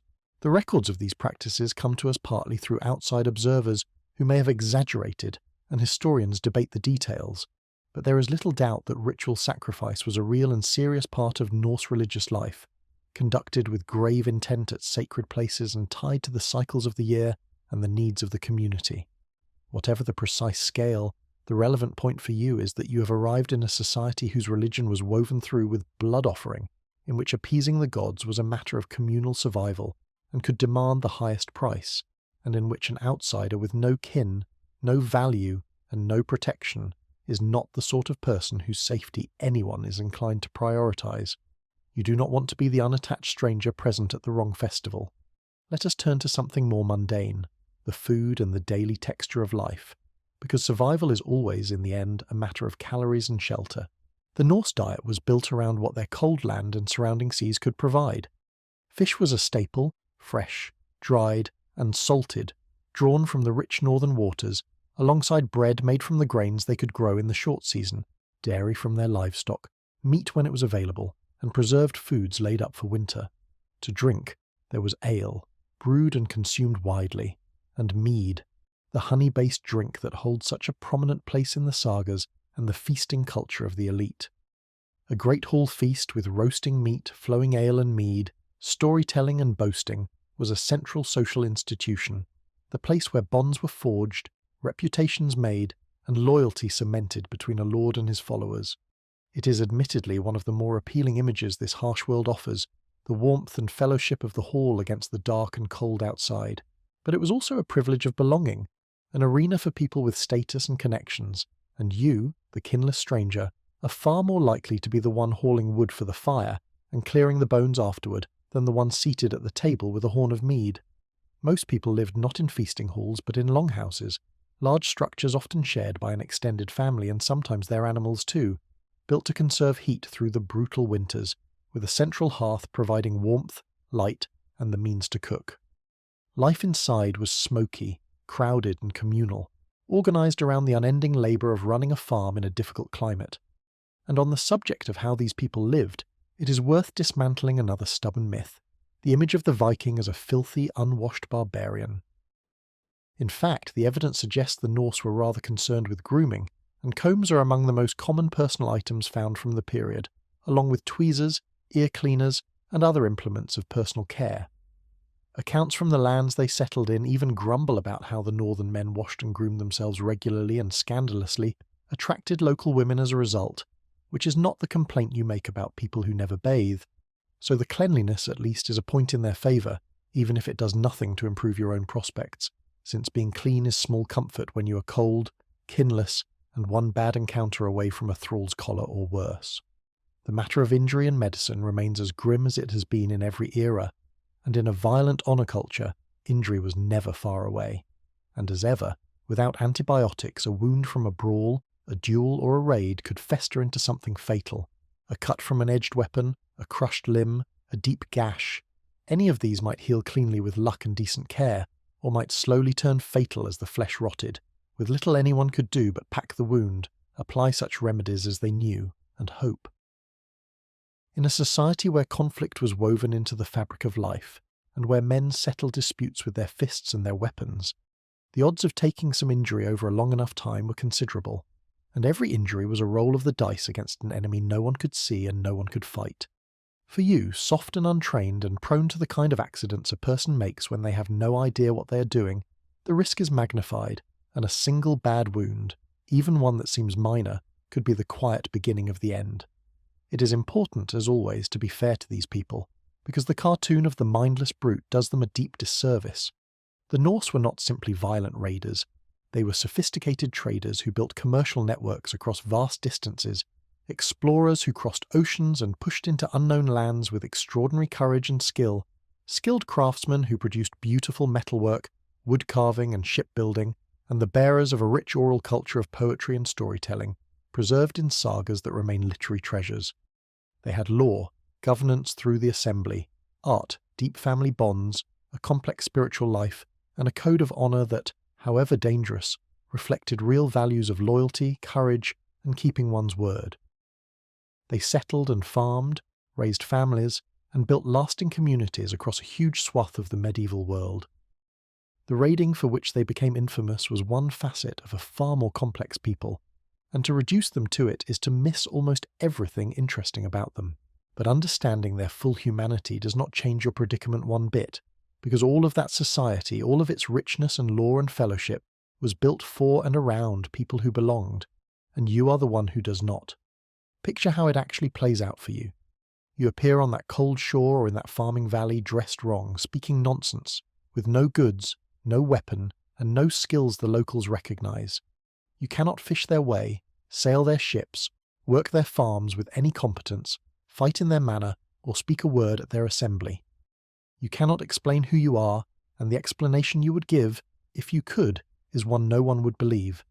You have no kin to make others wary of harming you, no lord to claim and protect you, no place in the web of obligation and reputation that gives a person safety. The very best case, and it is not a good one, is that someone with use for an extra pair of hands takes you in as a thrall, putting you to the hardest labour on the farm in exchange for keeping you fed enough to work, your freedom traded for the slim guarantee of surviving the next winter. The worst cases involve a quarrel you cannot navigate, an offence you give without knowing it, a festival where the wrong eyes settle on you, or simply the indifferent arrival of a winter you have no way to survive. In each of them, the absence of kin, the thing that protected everyone else, is the gap through which your fate slips. There are other corners of this world worth exploring, because they reveal just how much skill and knowledge these people commanded, all of it skill and knowledge you do not share.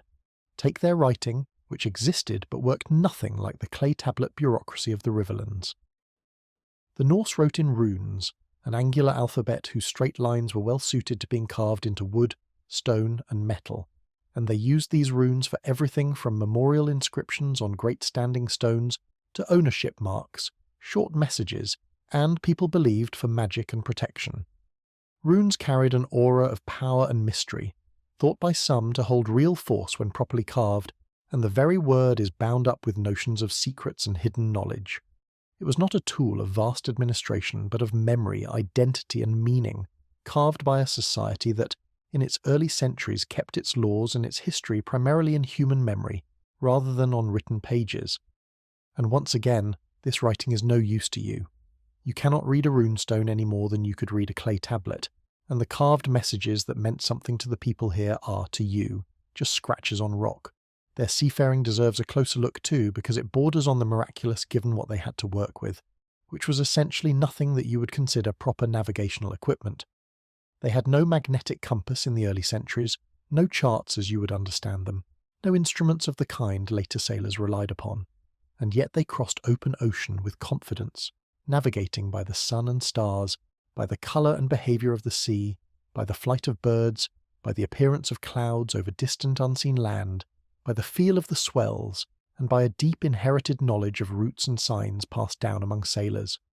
Some evidence suggests they used clever aids, such as a sunboard to track the sun's position, and possibly even crystals to locate the sun on overcast days, though the details remain debated. The achievement is staggering. To set out across hundreds of miles of empty, dangerous water in an open wooden boat, with no instrument to tell you where you are, and to arrive where you intended, requires a mastery of the natural world that the modern person, who cannot find a coffee shop without a phone, can barely comprehend. Hand a modern man the tiller of one of these ships and point him at the horizon, and the kindest outcome would be that he simply never arrives anywhere at all. The violence of the age had its specialists, and among the most famous, or infamous, were the berserkers, warriors who reportedly worked themselves into a frenzy before battle, fighting with a wild, fearless ferocity that terrified their enemies and, according to the sagas, sometimes made them seem impervious to pain or fear.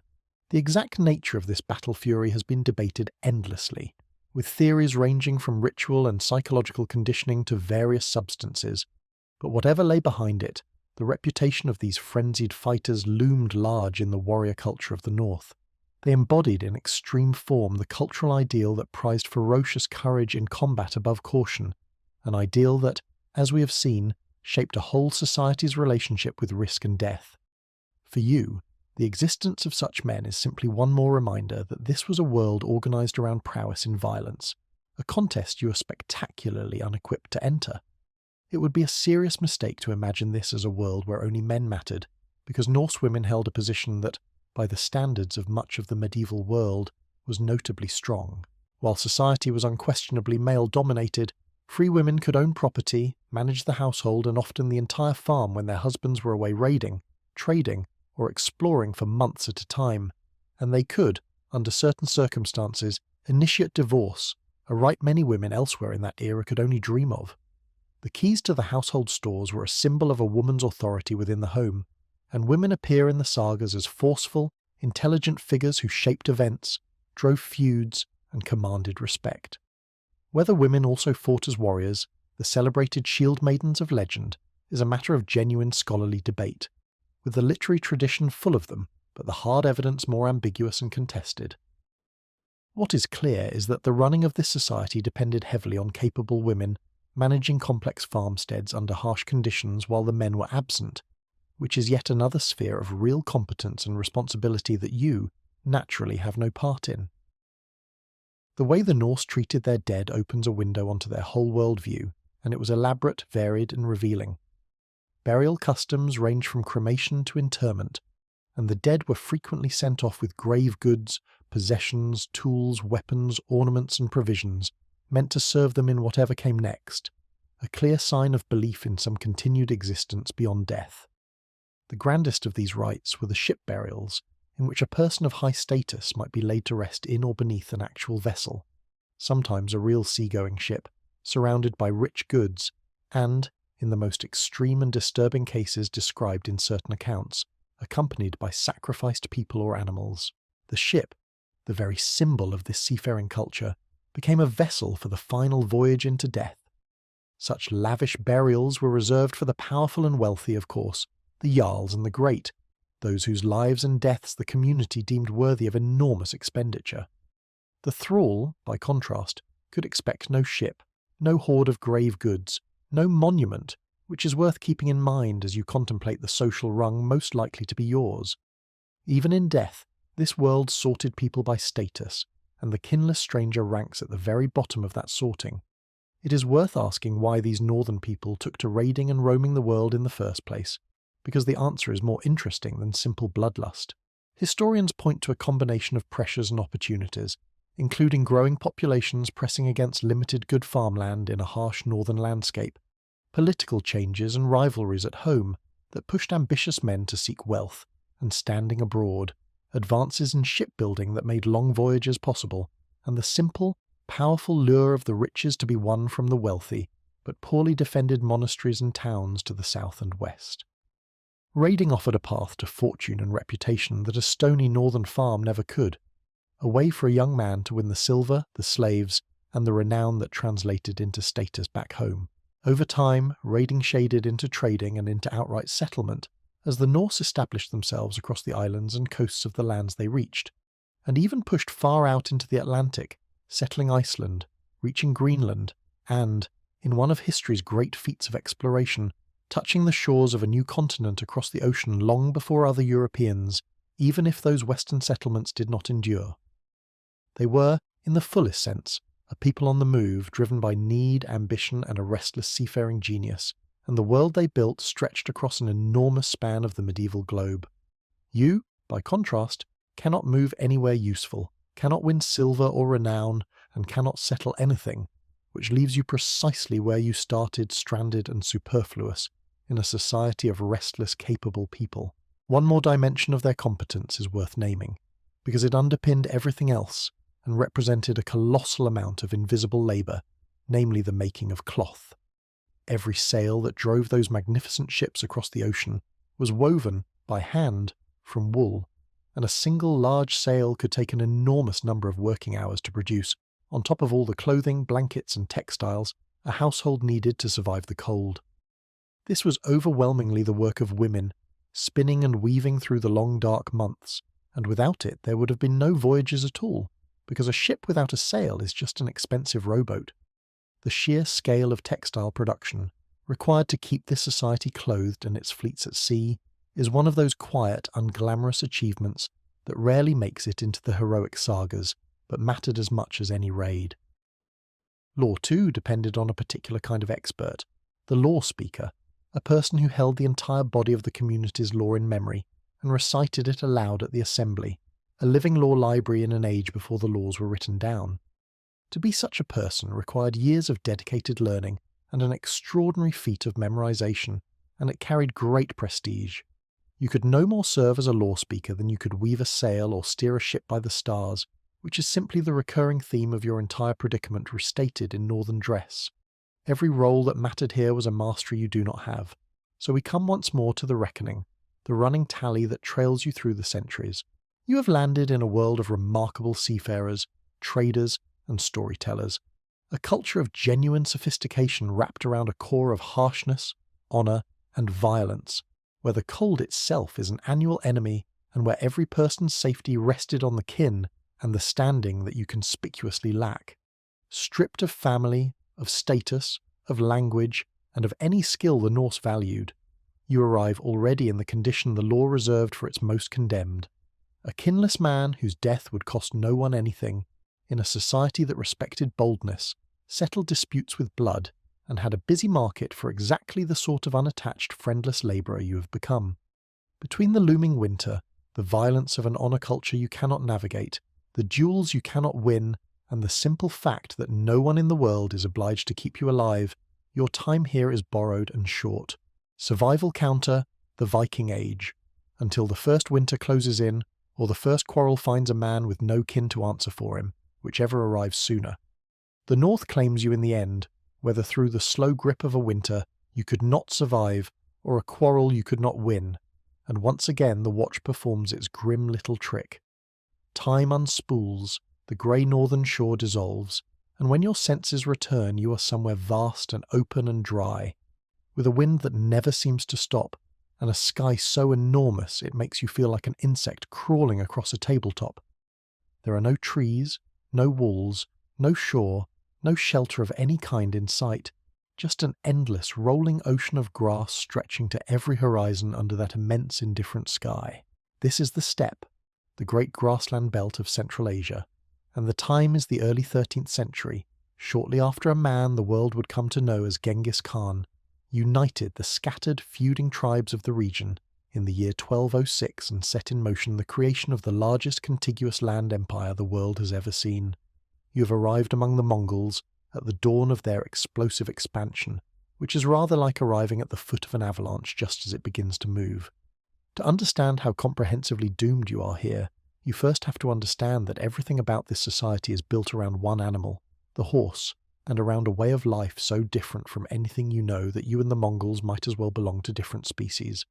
These were nomads, people with no fixed cities and no permanent dwellings, who moved with their herds across the grasslands following the seasons and the grazing, carrying their homes with them.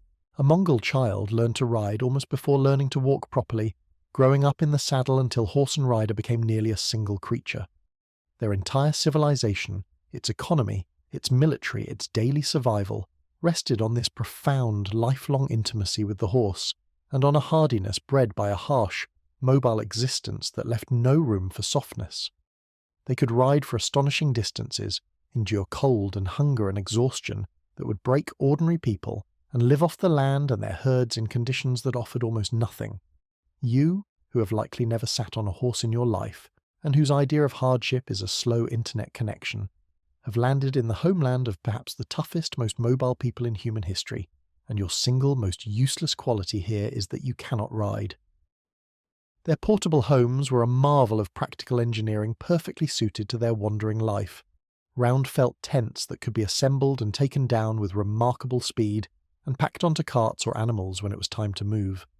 These dwellings, warm in the brutal steppe winter and cool in the summer heat, were sturdy, efficient and ingenious, a complete and comfortable home that could travel with its owners across thousands of miles of grassland.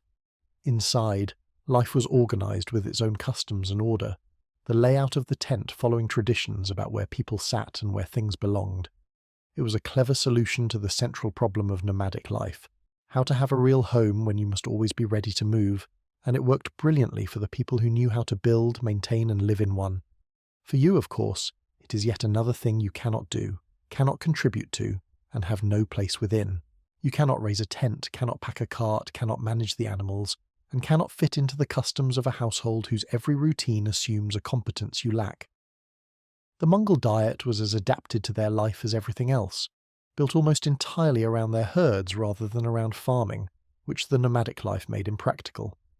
They consumed the products of their animals, meat from their flocks and herds, and dairy in many forms, including a fermented drink made from mare's milk that was a staple of the steppe, mildly alcoholic, nutritious, and central to their sustenance and their hospitality.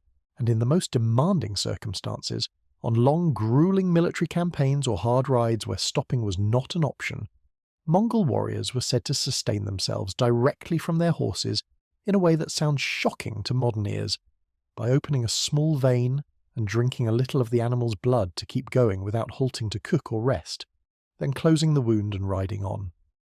Whether done as routinely as the legends suggest or only in genuine extremity, the practice captures something essential about these people, their willingness to endure and improvise in ways that prioritized the mission and survival over any notion of comfort.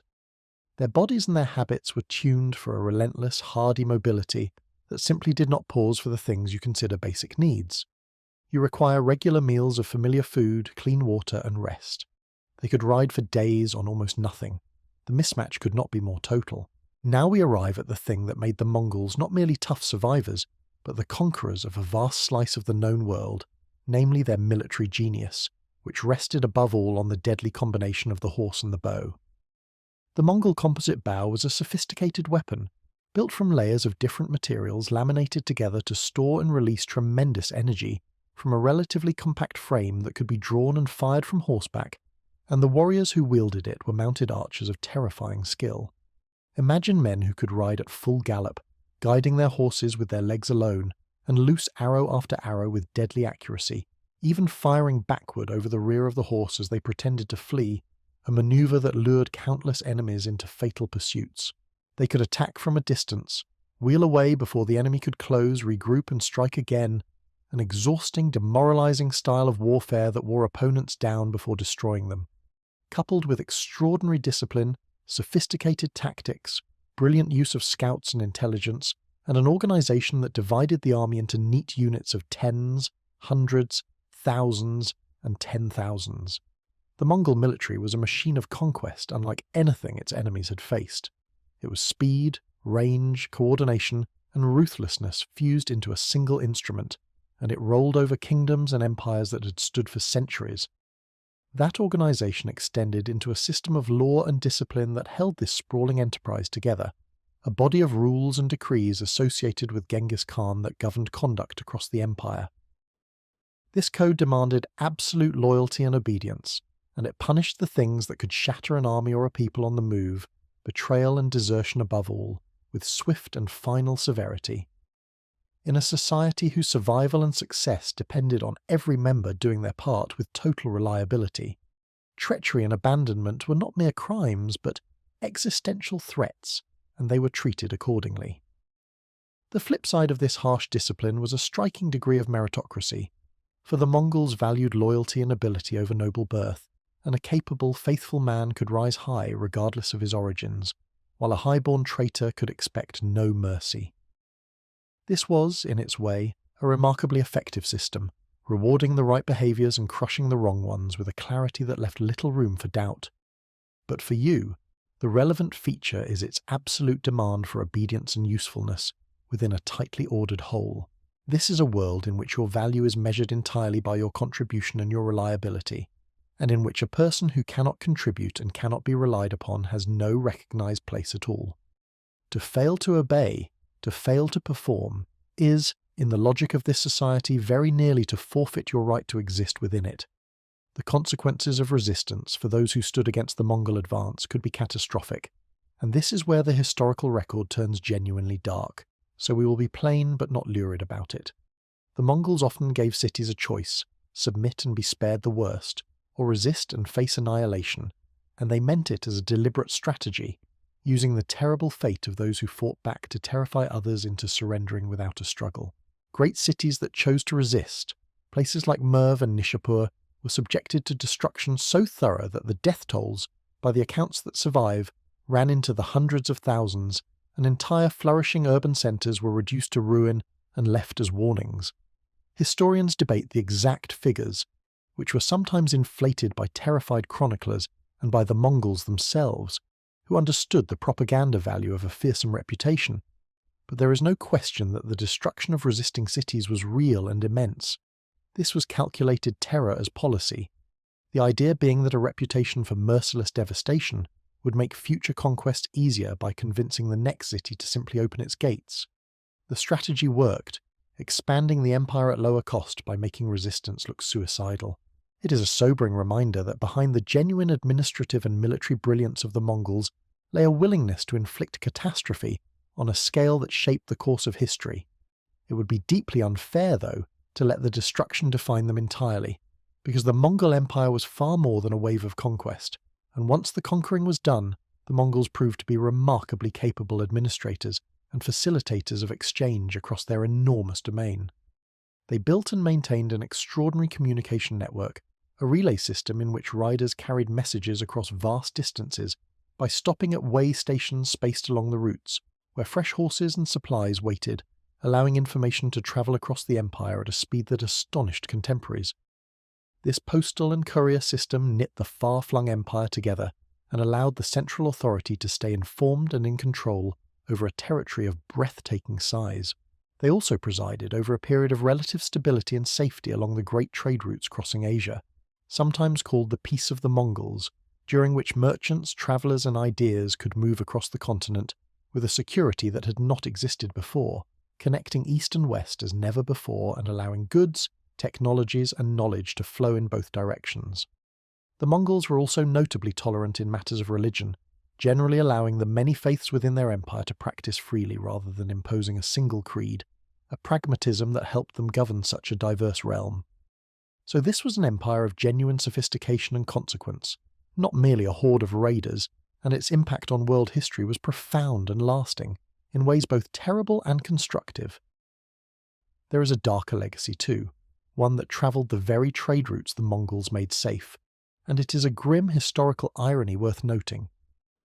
Those same connected pathways that allowed goods and ideas to flow across Asia also provided a highway for disease, and it was along these routes, in the wake of Mongol connection of east and west, that a catastrophic plague would later spread westward into the heart of Eurasia, the great pestilence that devastated populations across the continent and killed an enormous portion of the people it reached.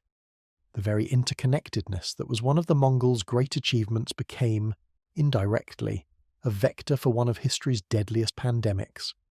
It is a stark example of how the consequences of connecting a divided world can run in directions no one intended, the same network carrying both the silk and the sickness. None of this, of course, is your immediate problem, since you're unlikely to survive long enough to worry about distant pandemics, but it speaks to the sheer scale of the forces you have wandered into the middle of. Let us bring it back to your own dismal prospects, because for all the empire's grandeur, your situation on this windswept grassland is about as hopeless as it has been anywhere. Begin with the most basic fact, that you cannot ride. In a society where competent horsemanship is not a useful skill, but the absolute foundation of life, where everyone from small children to the eldest grandmother handles horses with effortless mastery, your inability to so much as stay in the saddle marks you instantly and unmistakably as worse than useless. A people who must move constantly across enormous distances cannot accommodate a person who cannot keep up, who cannot ride, who would slow the whole group and endanger everyone by his helplessness. The moment your incompetence on a horse becomes clear, and it will become clear the instant anyone hands you a mount, your fate is essentially sealed, because there is no role in this mobile, demanding world for someone who cannot do the one thing that everything depends on. You are the equivalent of a person who cannot walk in a society of marathon runners, and the steppe has no patience and no place for you. The environment alone would likely finish what your incompetence began. The steppe is a land of brutal extremes, scorching in summer and savagely cold in winter, with no shelter from the relentless wind and no place to hide from the elements, except the felt tents you cannot build or claim. There is no foraging your way to survival here as there might be in a forest, no obvious source of food or water to a person who does not know the land, no town to slip into. Survival depends entirely on the herds and the deep knowledge of how to live off them and how to read the grasslands, knowledge accumulated over a lifetime and a culture, none of which you possess. The cold of a steppe winter could kill an unsheltered person with the same patient efficiency you encountered at the very beginning of this whole ordeal, and you have no more ability to survive it now than you did then. Without the protection of a household, the warmth of a tent, the sustenance of the herds, and the skills to live this life, you're simply exposed, a soft, slow, helpless stranger on an enormous plain that does not care whether you live or die and offers you nothing. And then there is the matter of who you are to these people, which is predictably nobody good. You arrive unable to speak their language, unable to explain yourself, unable to ride, unable to fight, unable to contribute anything to a society that values contribution and reliability above nearly all else. You have no place in the rigid, disciplined order of the Mongol world, no unit you belong to, no role you can fill, no loyalty you can offer that anyone would trust, and no skill that would make keeping you alive worth the trouble. In a culture where obedience and usefulness within the whole determine your right to a place, a person who can neither obey usefully nor be relied upon is, as we have noted, barely a person at all in the eyes of the system. The best you might hope for, and it is a thin hope, is to be taken as a captive labourer or servant, put to whatever menial tasks a helpless outsider might manage, your survival contingent on proving even marginally worth your keep, which on the steppe is a very high bar for someone who cannot do any of the things that matter. The likelier outcomes do not bear dwelling on, but they all flow from the same source, your total inability to be anything but a burden in a world that cannot afford burdens. It is worth pausing, as always, to honour the people whose world you have stumbled into, because the temptation to see only the conquest and the terror does them a disservice, and misses how genuinely formidable and capable they were. The Mongols accomplished something almost unimaginable, rising from scattered, quarrelling tribes to forge, in a single generation, an empire spanning a continent, governing it with a sophistication of communication, administration, and tolerance that historians still study with respect. Their mastery of the horse, the bow, logistics, intelligence, and organization represented a military revolution. Their courage, endurance, discipline, and adaptability were extraordinary, and the toughness bred by their harsh way of life produced people of remarkable resilience and skill. They connected a world that had been fragmented, moved goods and knowledge across previously impassable distances, and reshaped the map and the destiny of much of Eurasia. They were not mindless destroyers, but a complex, capable, and consequential civilization whose achievements and atrocities alike were on a scale that few peoples in history have ever matched. Understanding this only sharpens the contrast with your own helplessness, for you have arrived among one of the most capable peoples who ever lived, possessing none of their capabilities, in a setting that punishes incapacity with death. Picture the sequence as it would actually unfold. You appear on the open grassland disoriented, dressed wrong, with no horse, no weapon, no tent, no food, and no idea which direction holds anything at all. If you're found by Mongols, and on the steppe being found is itself uncertain, since you could just as easily wander until thirst, cold, or exhaustion takes you in the emptiness. The encounter begins with their immediate recognition that you do not belong and cannot account for yourself. You cannot answer their questions, cannot demonstrate any value, cannot do the single foundational thing of riding a horse competently.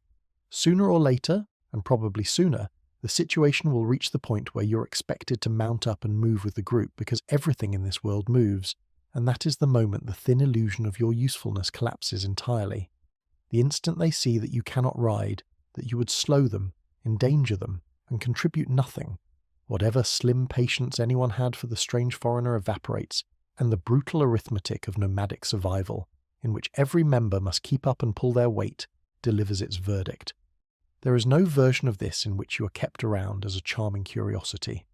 The steppe does not do charming curiosities.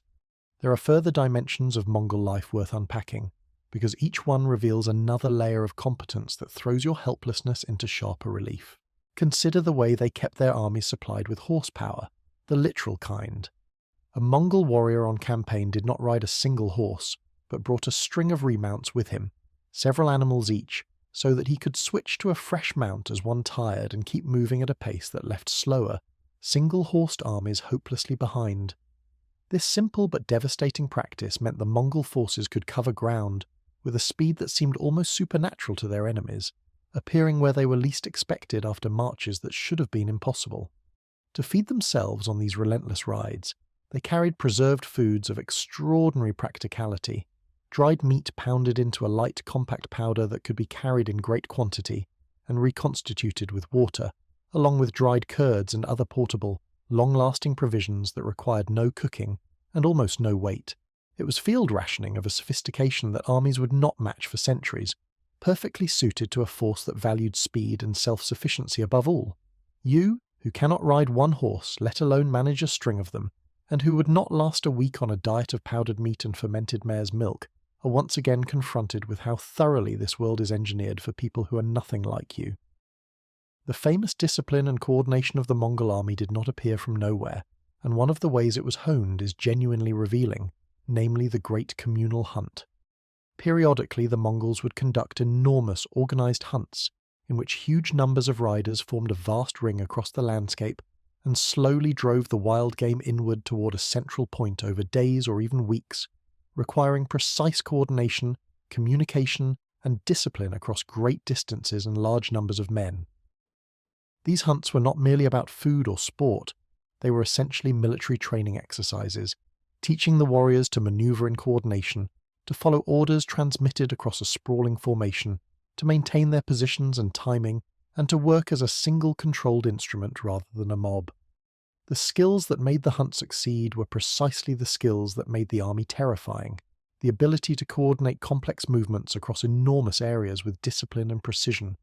It was a society that turned even its recreation into preparation for war, which tells you how deeply martial competence ran through every part of their lives. The contrast with you, who could not coordinate yourself onto a horse, hardly needs stating. When the Mongols encountered obstacles their cavalry alone could not overcome, fortified cities with thick walls, they revealed another of their great strengths, a ruthless pragmatism about absorbing the knowledge and skills of the peoples they conquered. They themselves were not originally builders of siege engines, but they did not need to be, because they recruited and employed engineers and specialists from the civilizations they subdued. Chinese and Persian experts among them, who built the catapults, the siege towers, and the other machinery needed to break fortifications. They adopted gunpowder weapons and siege technology, integrating the best of what their conquests offered into their own war machine, and they did so with a clear-eyed practicality that prized results over pride. This willingness to learn, to adapt, and to incorporate the talents of others was a crucial ingredient in their success, transforming a force of mounted archers into one capable of taking the strongest cities in the world. It is a striking lesson in how the Mongols' openness to useful knowledge, regardless of its source, multiplied their already formidable power. The bitter joke for you is that the Mongols valued useful expertise so highly that they spared and employed skilled foreigners, engineers, craftsmen, scholars, the very thing that might have saved you, except that your modern expertise translates into nothing they could use. They had no need of someone who knows how to operate machines that do not exist and recall facts about a world 1,000 years away. The structure of Mongol society held more surprises, particularly regarding women, who occupied a position of considerable strength and responsibility, quite unlike their counterparts in many settled civilizations of the time. Because the men were so often away at war for long stretches, Mongol women managed the camps, the herds, the carts, and the whole complex business of the mobile household, wielding real authority and responsibility in the daily running of life. Some women of the ruling families rose to positions of immense power, acting as regents and influential figures in the politics of the empire, their voices carrying genuine weight in matters of state and succession. This was a society in which female competence and authority were woven into the fabric of survival, since the nomadic life simply could not function without capable women running the home front while the men campaigned. Decisions of the greatest importance, including matters of who would rule, were settled at grand assemblies of the leadership, gatherings where the powerful came together to deliberate and confirm their leaders, reflecting a tradition of consultation among the elite even within this fiercely hierarchical world. Once again, every sphere of this society, the military, the household, the politics, was a domain of demonstrated skill and earned standing, and you stand outside all of them, qualified for nothing. Their spiritual world rounded out a life already thoroughly foreign to you. The traditional beliefs of the Mongols centered on the worship of the eternal blue sky, a supreme heavenly power, alongside reverence for the spirits of nature, the land, ancestors, and the forces that governed their world, mediated by shamans who could commune with the spirit realm, heal, divine the future, and advise on important undertakings. The sky above the endless steppe was not just scenery but a divine presence, and the Mongols saw their conquests in part as the fulfillment of a heavenly mandate, a belief that they were destined by the highest power to rule. This conviction lent their expansion a sense of cosmic purpose and righteousness in their own eyes, a belief that the sky itself willed their dominion. Combined with their notable tolerance of the many religions within their growing empire, it produced a spiritual outlook that was at once deeply rooted in their own traditions and remarkably open to others, a pragmatic flexibility that served their rule well. To you, the religious framework is simply one more system you have no place in, no understanding of, and no way to navigate, in a world where you cannot even grasp what the people around you believe is happening to them. Even their clothing reflected the demands of their life and their warfare, and contained details of surprising cleverness. The Mongols wore practical garments suited to riding and to the extremes of the steppe climate, layered for warmth, designed for movement in the saddle, and made from the materials their herds and their trade provided. There is a persistent and intriguing claim that warriors sometimes wore a shirt of silk beneath their armour, the idea being that silk, being tough and finely woven, could help in dealing with an arrow wound, the fabric being driven into the wound around the arrowhead in a way that could make the projectile easier and cleaner to remove. Whether this worked as well as the story suggests is debated, but it speaks to the practical ingenuity these people brought to every aspect of survival and combat, finding clever advantages in unexpected places. Everything they wore, ate, rode, and believed was tuned to a hard, mobile, martial existence, refined by generations of life on the unforgiving grasslands, and you arrive in your wrong, soft, useless modern clothing as out of place in your dress as in everything else, a creature manifestly built for a different world entirely. It is worth understanding, finally, just how unlikely the whole Mongol ascent was, because it makes the world you have landed in even more remarkable. Before Genghis Khan, the tribes of the steppe were fractured and endlessly feuding, raiding one another, splintered by old loyalties and blood grudges that kept them weak and divided. His genius lay not only in war but in welding these quarrelsome peoples into a single, unified force, and he did it in part by deliberately breaking down the old tribal divisions, reorganizing his followers into military units that mixed men from different backgrounds, and bound them by loyalty to him and to the unit, rather than to their old clans. He promoted men of talent and faithfulness regardless of their birth, rewarding ability and loyalty in a way that gave even humble men a path to greatness, and gave everyone a powerful stake in the new order. He imposed discipline, codified rules, and forged a shared identity out of scattered fragments, transforming a region of perpetual infighting to the engine of world conquest, in a span of time that historians still find astonishing. From a base on the grasslands, the empire would eventually establish a great administrative centre and capital, governing a realm so vast that a message might take weeks to cross it, even with the famous relay riders. This was nation-building and empire-building of the First Order, accomplished by a people the settled civilizations had dismissed as mere barbarians, and it reshaped the world.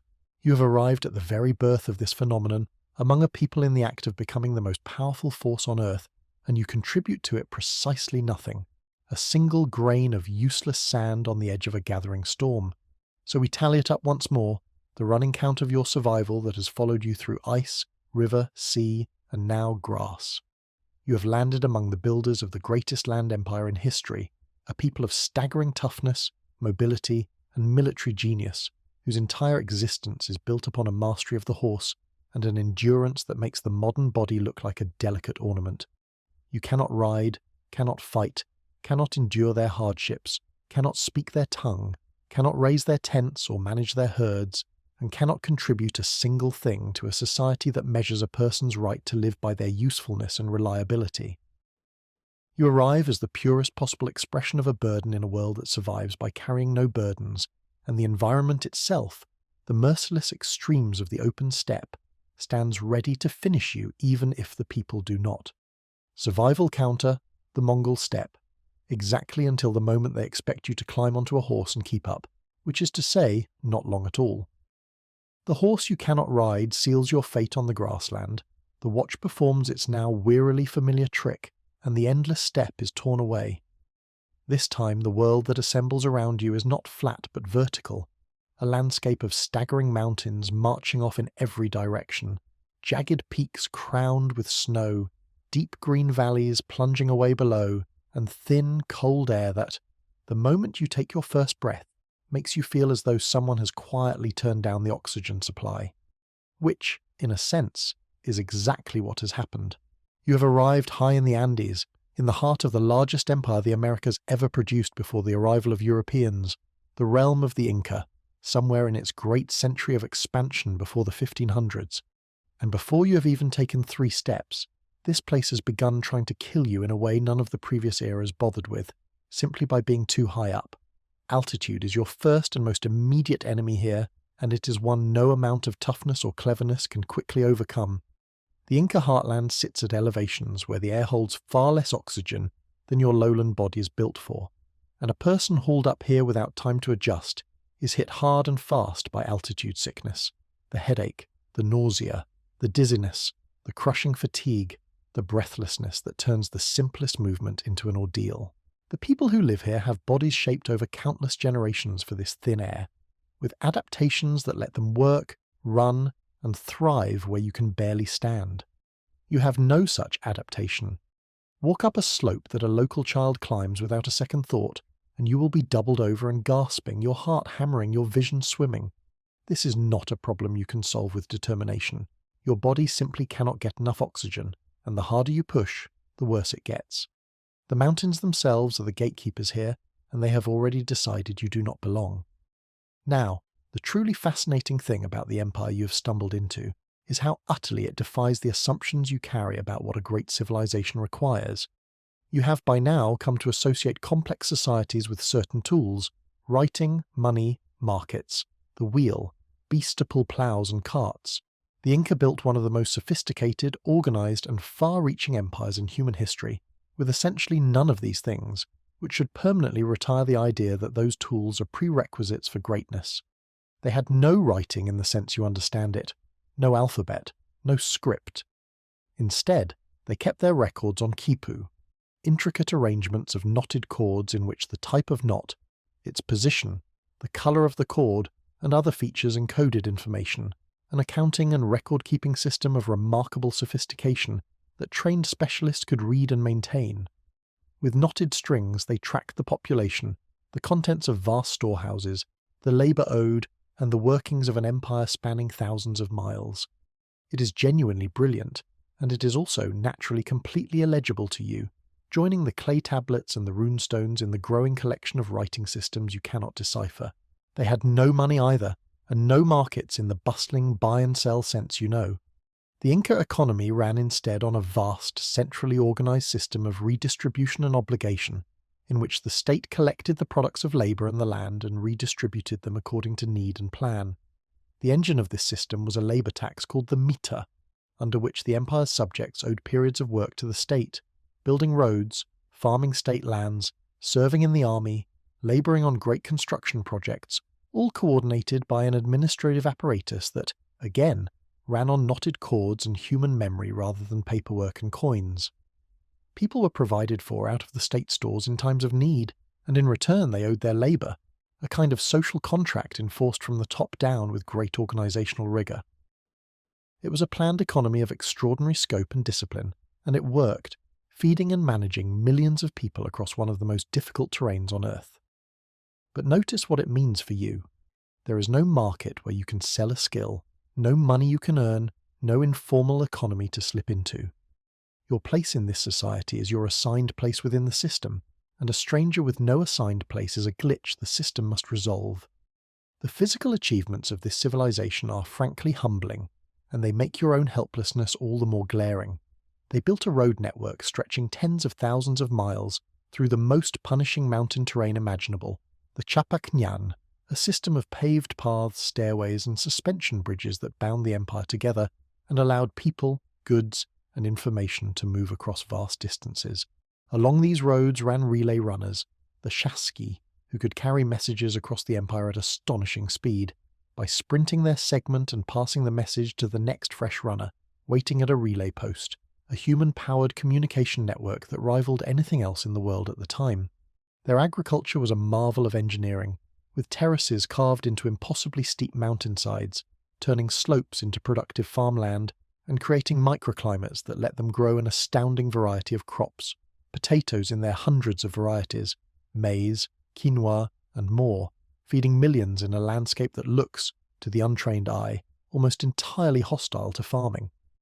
They even developed methods of preserving food by exploiting the mountain climate, freeze-drying potatoes through repeated freezing nights and sunny days into a light, storable product that could last for years in the great state storehouses.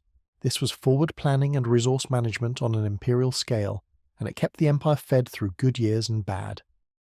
At the summit of this whole structure stood the Sapa Inca, the supreme ruler, who was regarded not merely as a king, but as a living divine being, a descendant of the sun, whose authority was absolute and whose person was sacred.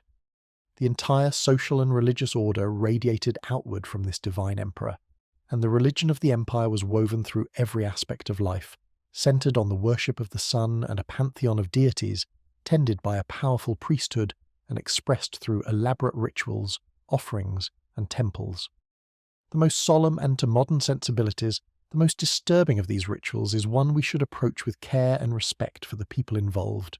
On certain momentous occasions, the Inca conducted a sacred ceremony in which carefully chosen children were taken to the summits of high mountains and offered to the gods, an act of the deepest religious significance in their worldview, meant to honour the deities and secure their favour at the most important moments. The remarkably preserved remains of some of these children have been discovered on remote peaks, where the cold and altitude preserved them for centuries, and they are studied today with great solemnity as a window into the beliefs and practices of this civilization. It was, to the Inca, the highest and most sacred of offerings, reflecting a worldview in which the relationship between the human and the divine demanded the most precious of gifts. For you, the relevant and unsettling point is what this tells you about how rigidly defined every person's place was, and what happened to those who fell outside the system. This was a society of total order, in which everyone had a designated role, a designated obligation, a designated place in the great machine of the empire. A stranger who fit nowhere, who owed no labour anyone had recorded, who belonged to no community in the careful census of knotted cords, was an anomaly in a system that did not tolerate anomalies. Such a person was likely to be absorbed into the system as labour, put to work fulfilling obligations like everyone else, or, in the worst case, to find that an unattached outsider with no recognised status was the kind of person a rigidly religious and hierarchical society might disregard entirely. There was no neutral space here, no margin to drift in, no role for the unaccounted for. The empire's very strength, its total organisation, was the thing that left no room for someone like you, and you cannot even explain yourself, since the language is, as always, completely foreign. It is worth dwelling on just how much they accomplished without the tools you would consider essential, because it reframes the whole notion of progress.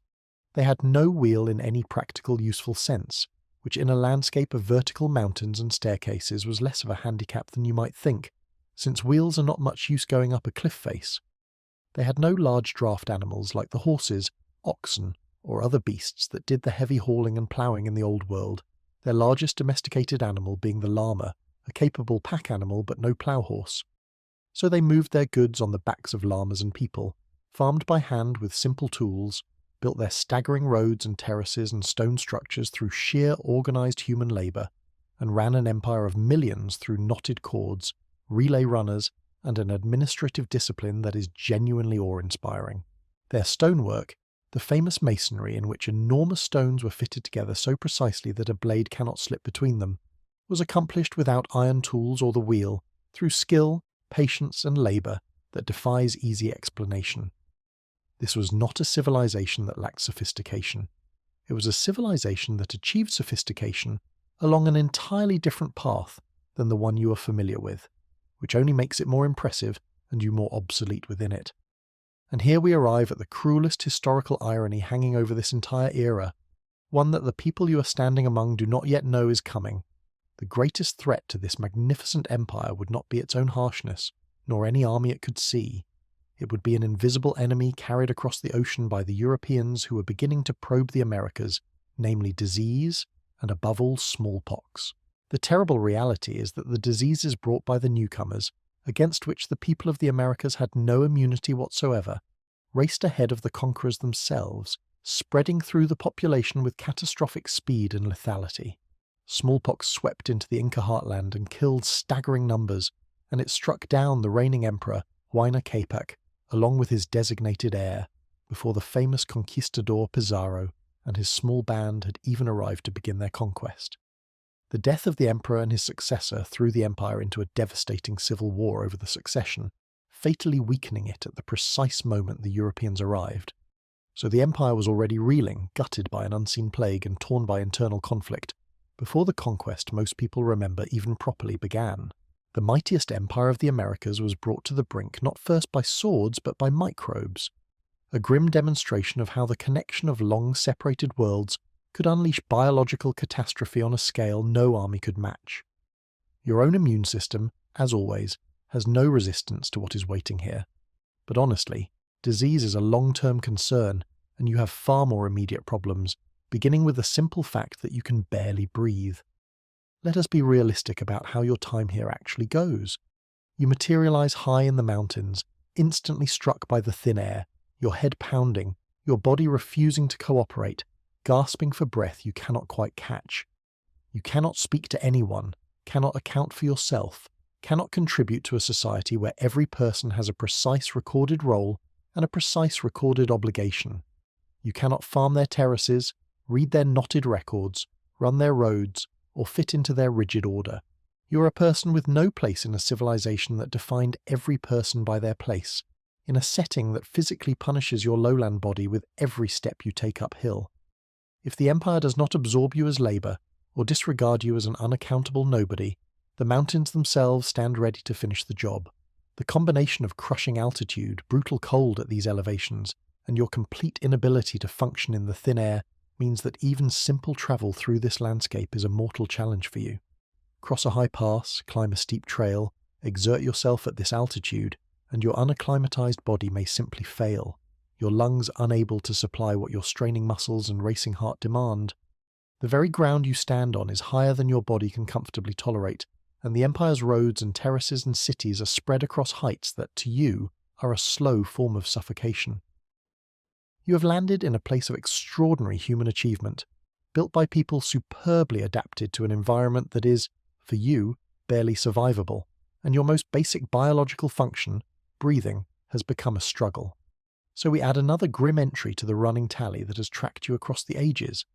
You have arrived in one of the most impressively organized empires in human history, a realm that fed millions, bound a continent of mountains together with roads and runners, and ran on knotted cords and rigid obligation without any of the tools you thought a civilization needed. And you have arrived, once again, as the one thing it has no place for, an unaccountable, languageless outsider, in a system of total order, with the added cruelty that the altitude itself is actively assaulting your body from the moment you appear, between a rigidly defined society with no role for the unrecorded, a religious order of absolute hierarchy, the diseases gathering on the horizon, and above all the simple, suffocating fact that you cannot breathe properly up here. Your time in the high Andes is measured in the shallow, laboured breaths your struggling lungs can manage. Survival counter, the Inca Andes, until your lungs give out on the first high mountain pass. The thin air wins, as it was always going to, and somewhere on a high stone path your struggling lungs simply stop keeping up. The watch stirs, time folds, and the towering Andes vanish into nothing. When the world returns, You're at a lower, more breathable altitude, which would be a relief if your new surroundings were not so obviously organisationally dedicated to working people to death. You're in Eastern Asia, on the plains and hills of a newly unified China, near the end of the 3rd century before the Common Era, in the brief and brutal reign of the very first emperor to rule a unified Chinese state.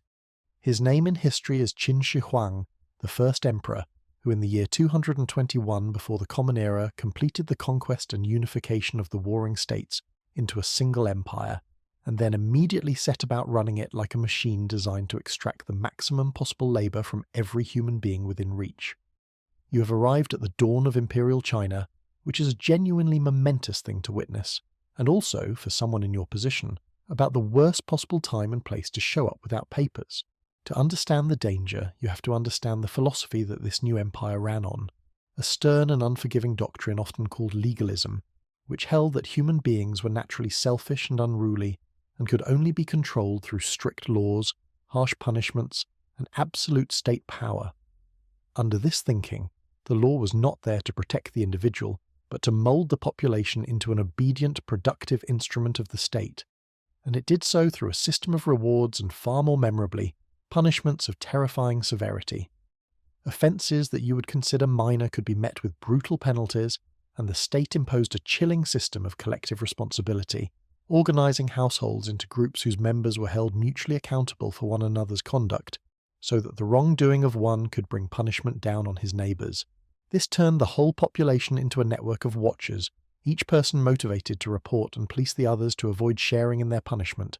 A system of social control that was ruthlessly effective and left almost no room for anyone to slip through unnoticed. It was a state that saw its people primarily as resources to be counted, registered, taxed, and put to work, and it was extraordinarily good at all of those things. Into this machine you arrive, a stranger with no household, no registration, no place in the meticulous records, and no ability to speak the language or explain your presence. And as in the rigid systems before it, an unregistered, unaccountable foreigner is an anomaly. This state resolves the simplest way it knows, by putting the body to work. Because the great defining feature of this empire, the thing it is remembered for, is the staggering scale of its forced labour projects, and a statusless stranger is exactly the kind of body such projects consumed. The first emperor was a builder on a scale the world had rarely seen, and he built using the conscripted, compelled labour of vast numbers of his subjects, hundreds of thousands of people driven to construct his monuments under brutal conditions, far from home, poorly fed, worked relentlessly, and with little regard for whether they lived through it. The most famous of these projects is the Great Defensive Wall along the northern frontier, an enormous undertaking meant to protect the empire from the nomadic peoples of the steppe, a structure that linked and extended earlier walls into a colossal barrier stretching across the land. The human cost of building it was so appalling that it earned a grim nickname as the longest cemetery on Earth, because the labourers who died during its construction, and they died in enormous numbers from exhaustion, malnutrition, exposure, and the sheer killing pace of the work, were sometimes buried in or near the very ramparts they were raising. To be sent to labour on the wall was very often a death sentence carried out slowly, through brutal toil in harsh conditions far from any comfort or help, and the workers had no choice in the matter, conscripted by a state that regarded their lives as expendable raw material for its grand design. This is the project most likely to claim a body like yours, an unregistered foreigner good for nothing the state recognises except hard labour, fed into the construction of a monument that doubled as a graveyard for the people who built it. And the wall was only one of the first emperor's obsessions. Simultaneously, an almost unimaginable workforce, hundreds of thousands strong, laboured to build the emperor a tomb complex of breathtaking ambition, a vast underground necropolis meant to serve him in the afterlife. Guarding this tomb was an entire army rendered in clay, thousands upon thousands of life-size terracotta soldiers, each individually detailed, complete with horses and chariots, arrayed in formation to protect the emperor in death, as a real army had protected him in life. This terracotta army, rediscovered in the modern era, stands as one of the most astonishing archaeological finds in history, a testament both to the artistry of the craftsman and to the colossal scale of labour the emperor could command. The tomb itself was described as a marvel, said to contain rivers of mercury representing the waterways of the empire, and elaborate defences against intruders, a monument to one man's determination to carry his power beyond death. The vision is genuinely staggering. The cost in human labour and human lives to realise it was equally staggering, and entirely beside the point as far as the state was concerned. It would be a mistake, though, to dismiss this emperor and his regime as mere brutality, because the first emperor accomplished things of profound and lasting importance, however harsh the means. He standardized the writing system across his new empire so that the same script could be read throughout the realm, a unifying measure of incalculable long-term significance for Chinese civilization. He standardized the currency, replacing the various coinages of the former states with a single system, and he standardized weights and measures, even the width of cart axles, so that wheels would fit the ruts of the roads consistently across the empire. He built roads and canals to bind the territory together and move armies and goods efficiently. These were the acts of a ruler with a real vision of a unified, integrated, efficiently administered state, and many of these standardizations endured long after his dynasty fell, shaping Chinese civilization for millennia. The unification he forged was a genuine turning point in world history, but the price of this efficiency was paid by the population in confiscations, crushing taxes, relentless conscription, and the suppression of dissent, including a notorious episode in which texts the regime found dangerous were destroyed, and scholars who opposed the new order were brutally dealt with, an attempt to control not just behaviour, but thought itself. This is the dark heart of what an efficient state meant under this regime, and it is worth stating plainly because it cuts against a comfortable modern assumption. We tend to think of efficiency as a virtue, of a well-organised, orderly state as a good thing. But here, efficiency meant the maximally effective extraction of labour, taxes and obedience from a population treated as a resource, with the machinery of the state turned towards squeezing the greatest possible output from its people, regardless of the cost to them. The very organisation and capability that let this empire achieve such monuments and reforms was the same organisation and capability that ground its people down with such ruthless thoroughness. A weak, disorganised state cannot build a wall across a continent or an army of clay or a tomb of legend, but it also cannot conscript and consume its people on the scale required to do so. The first emperor's China was powerful precisely because it was willing and able to use its people up, and you have arrived as one more disposable unit of that consumable resource. For a person in your specific situation, the path is therefore depressingly clear. You cannot fit into the registered, accountable society as a normal subject because you have no registration, no household, no record, no language, and no way to acquire any of these. You cannot offer a skill the state recognizes and values enough to spare you the worst, since your modern knowledge is, as ever, useless here. What you can offer, the only thing an unaccountable foreigner reliably can offer to a state hungry for labour, is your body, and so the most likely outcome is conscription into the forced labour that the regime devoured in such quantities, whether on the wall, the tomb, the roads, or some other grand project. And forced labour under this regime was, as we have seen, frequently fatal, a matter of brutal toil under harsh conditions with inadequate food, no rest, and no value placed on your survival. The system that processes you has no malice toward you specifically.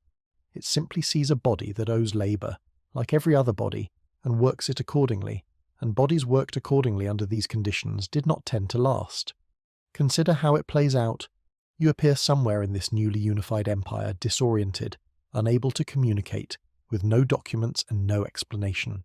In a society where everyone is registered, grouped, and accountable, your lack of all these things marks you immediately as a problem to be sorted, and the sorting mechanisms of this state are efficient and unsympathetic. You're taken in hand by an authority that does not understand you and does not need to. Your inability to account for yourself confirming you as exactly the sort of unattached, statusless person the labour levies were always hungry for.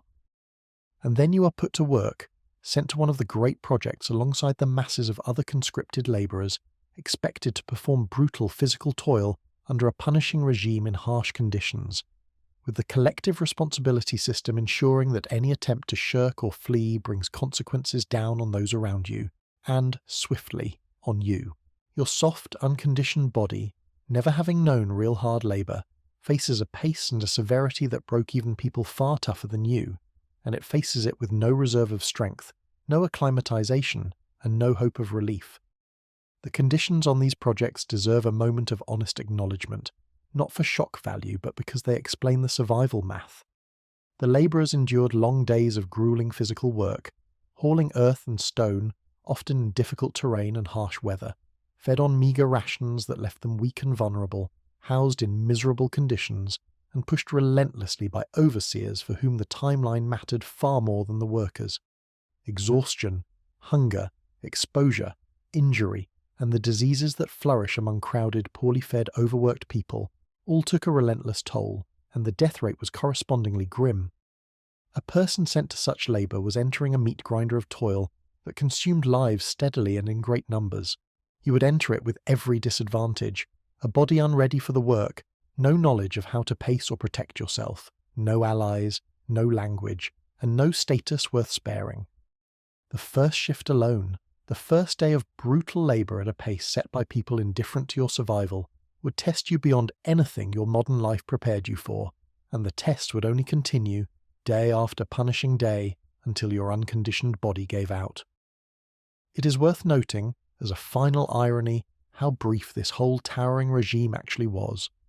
For all its power and ambition, the first emperor's dynasty did not long survive his death.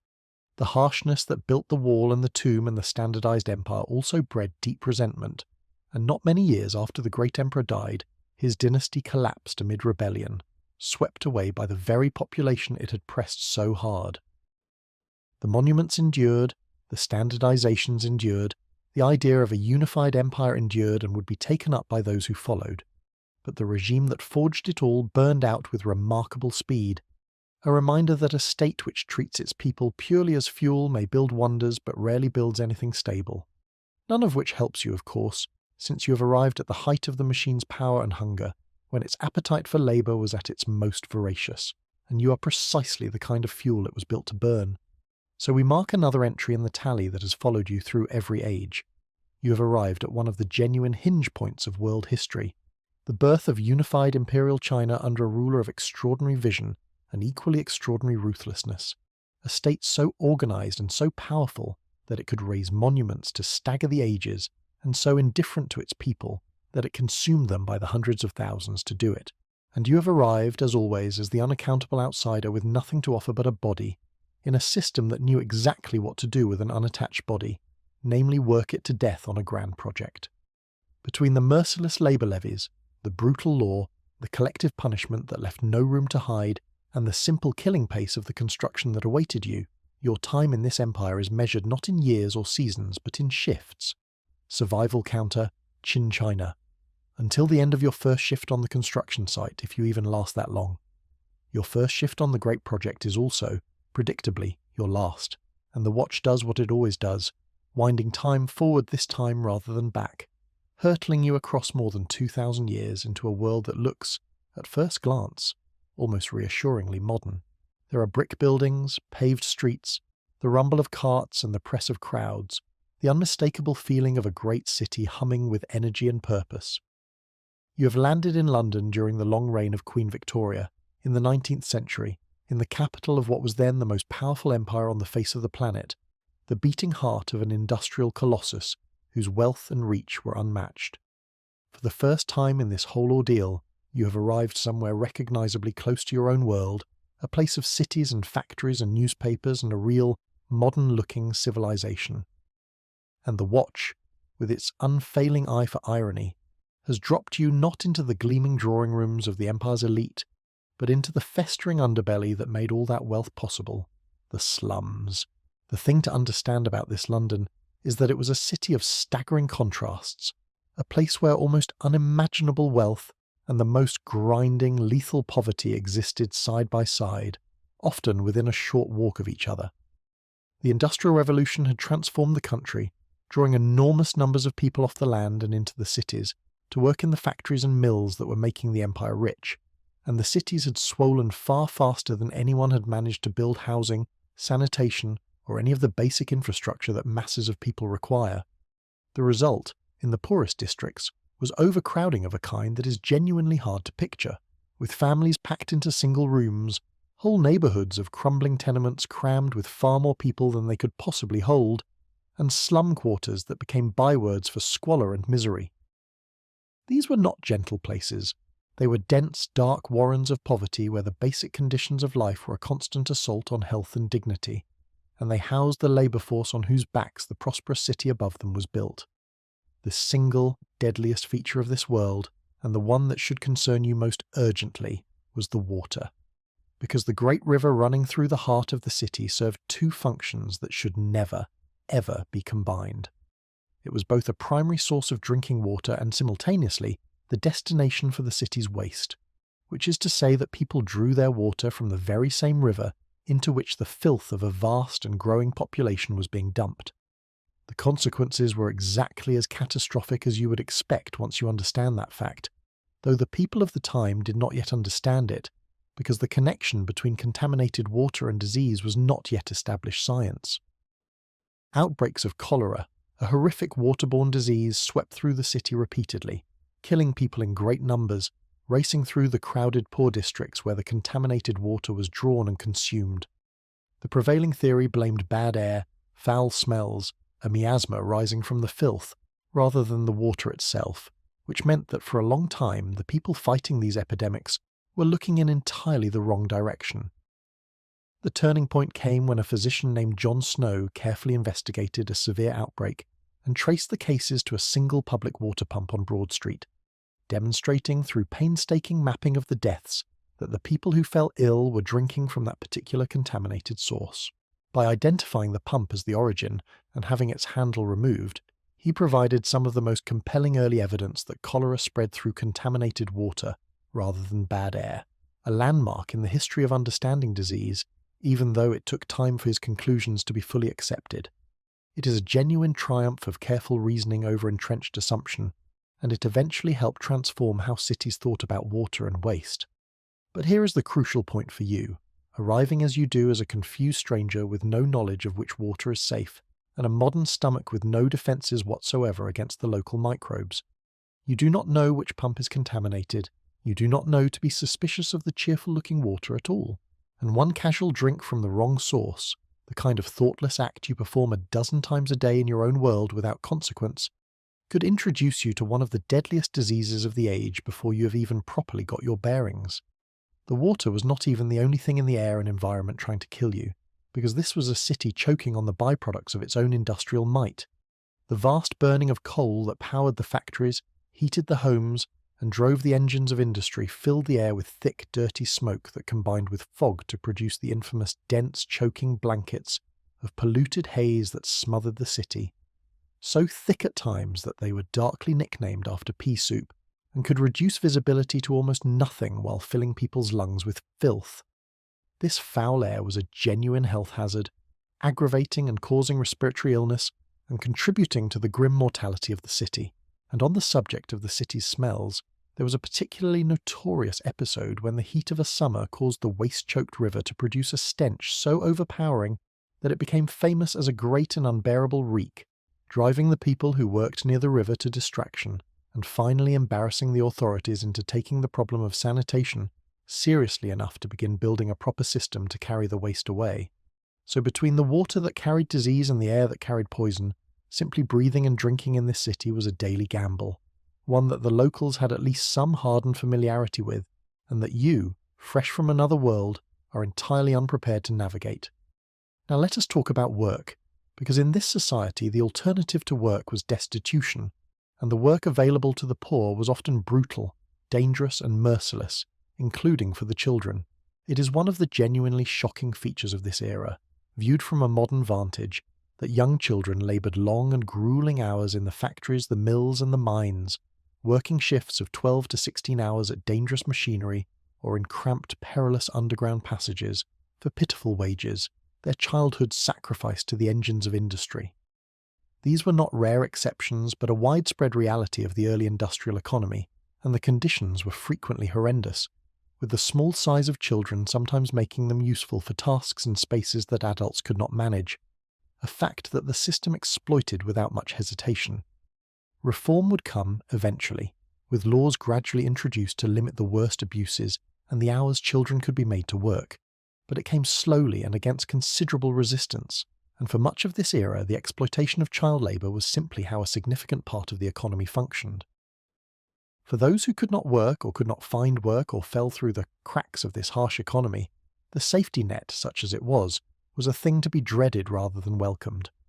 The provision for the desperately poor was centred on the workhouse, an institution deliberately designed to be grim and unpleasant, on the theory that relief should be made so undesirable that only the truly destitute would seek it. Families entering the workhouse were typically separated, the conditions were harsh, and the regime punishing. The work demanded was hard and tedious, and the whole experience was engineered to carry a heavy stigma, a place of last resort that people feared falling into.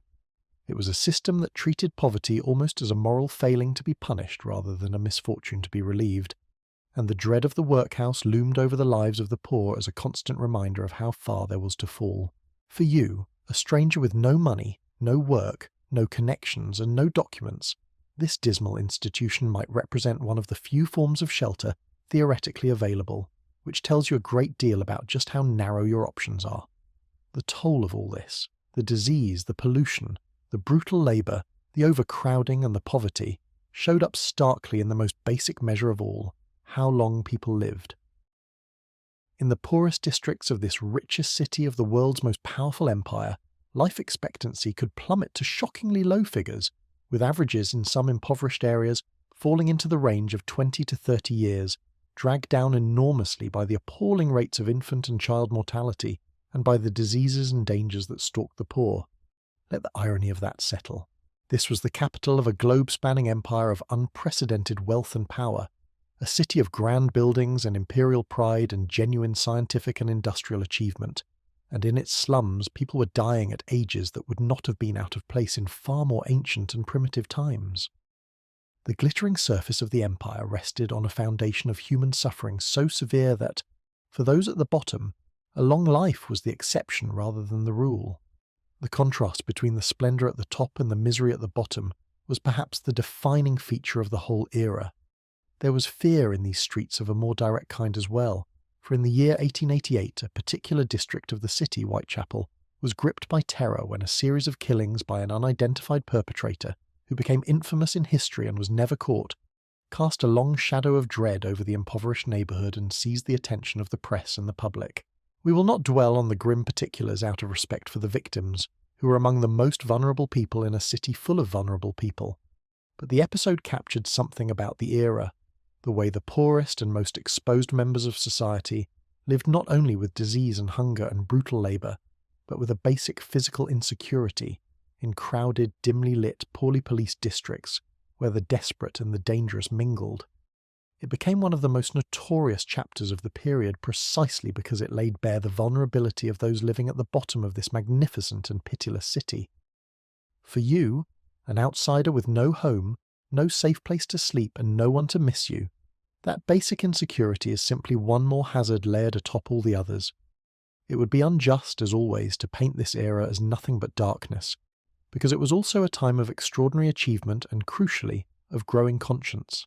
This was an age of remarkable scientific, industrial and engineering progress, of expanding knowledge and invention, of literature that gave voice to the suffering of the poor and helped awaken the public to it, and of social reformers who fought against entrenched interests to improve conditions, to limit child labour, to clean up the water in the cities, to build proper sanitation, and to extend education and relief.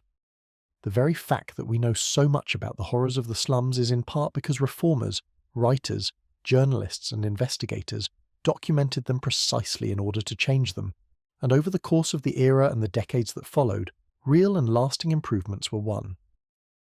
The same society that produced the slums also produced the people who fought to abolish them, and the eventual triumphs of public health, sanitation, and labour reform that you take for granted in your own world were being painfully, gradually born in exactly this period. You're watching the modern world struggle into existence, with all its contradictions on full display. But appreciating the era's achievements does nothing to improve your immediate prospects, which remain grim for reasons that should by now feel familiar. You arrive in the slums as a stranger, and while this time you might at least share a language with some of the people around you if the watch has been generous, you still have no money, no home, no work, no documents, no connections, and no immunity to the diseases swirling through the contaminated water and foul air.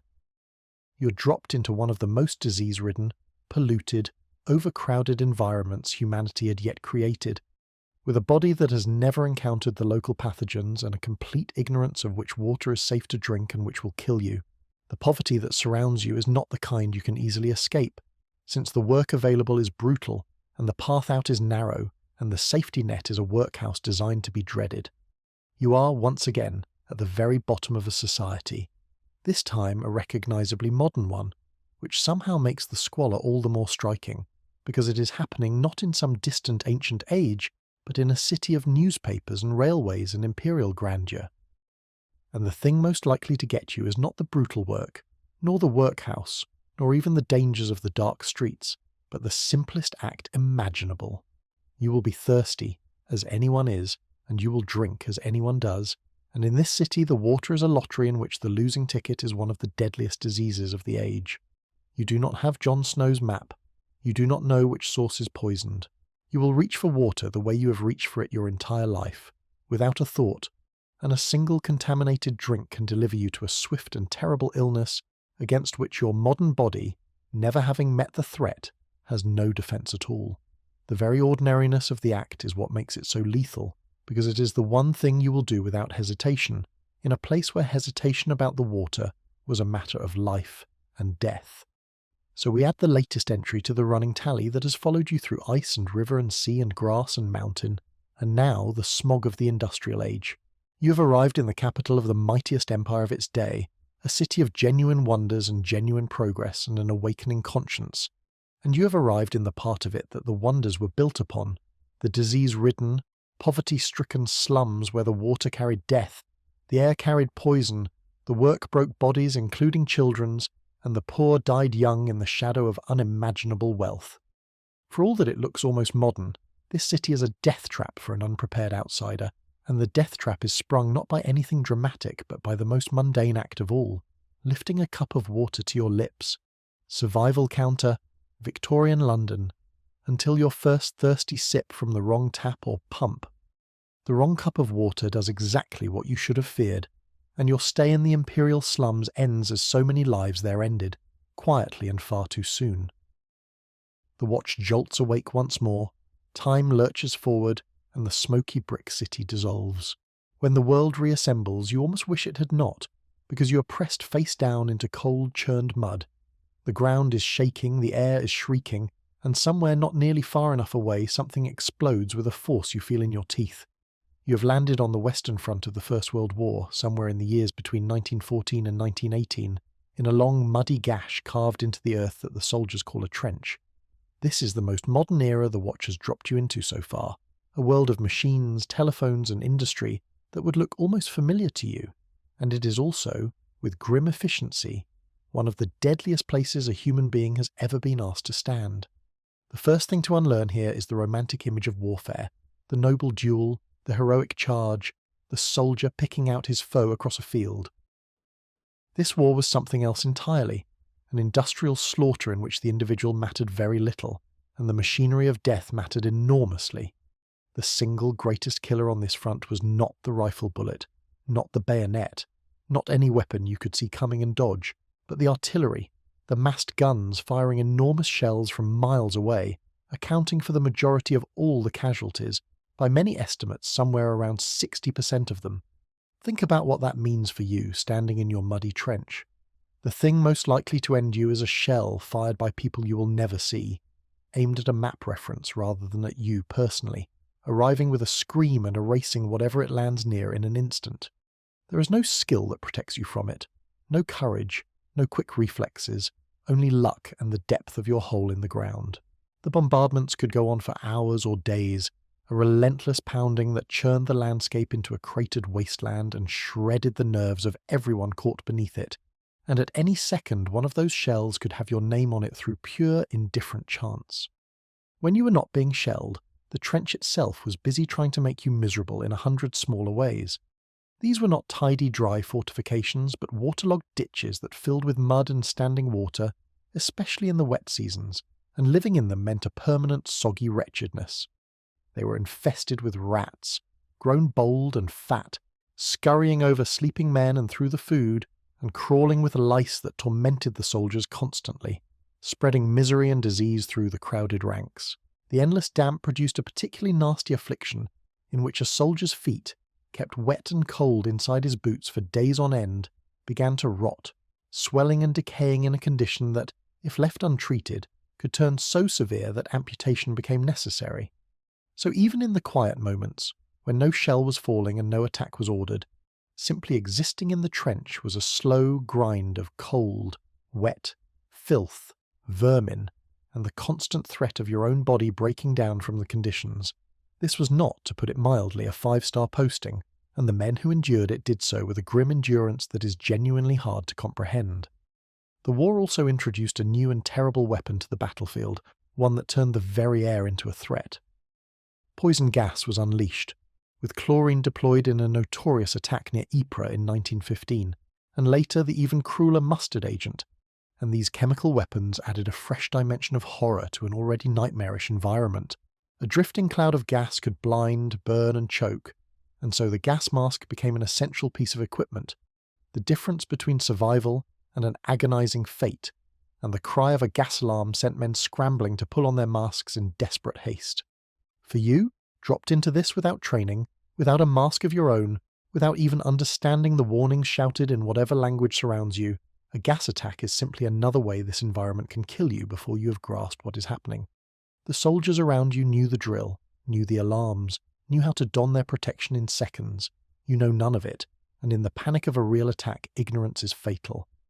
Then there were the attacks themselves, the moments when the order came to leave the relative safety of the trench and advance across the open ground between the opposing lines. The deadly strip aptly named No Man's Land. To go over the top, to climb out of the trench and move forward, often meant running or struggling across open, cratered, wire-tangled ground directly into the fire of machine guns, weapons that could sweep the field with a storm of bullets and cut down advancing men in appalling numbers. These assaults could be staggeringly costly, with attacking forces suffering horrific casualties for gains measured in yards, the machine gun having made the old style of massed advance into something close to suicide against prepared defences. The soldiers ordered to make these advances showed extraordinary courage in the face of nearly impossible odds, and the scale of the losses in some of these battles remains almost incomprehensible. You, with no training, no idea of the tactics, and no understanding of the orders, would be swept along in this with no notion of how to maximise even your slim chances. An untrained body in a place where trained bodies fell by the thousand. The damage this war inflicted was not only physical, and this is a part of the story that the era itself only partly understood. The relentless bombardment, the constant fear, the horror witnessed daily, the helplessness of being unable to fight back against the shells, all of it broke men psychologically in ways that were new to the medical understanding of the time.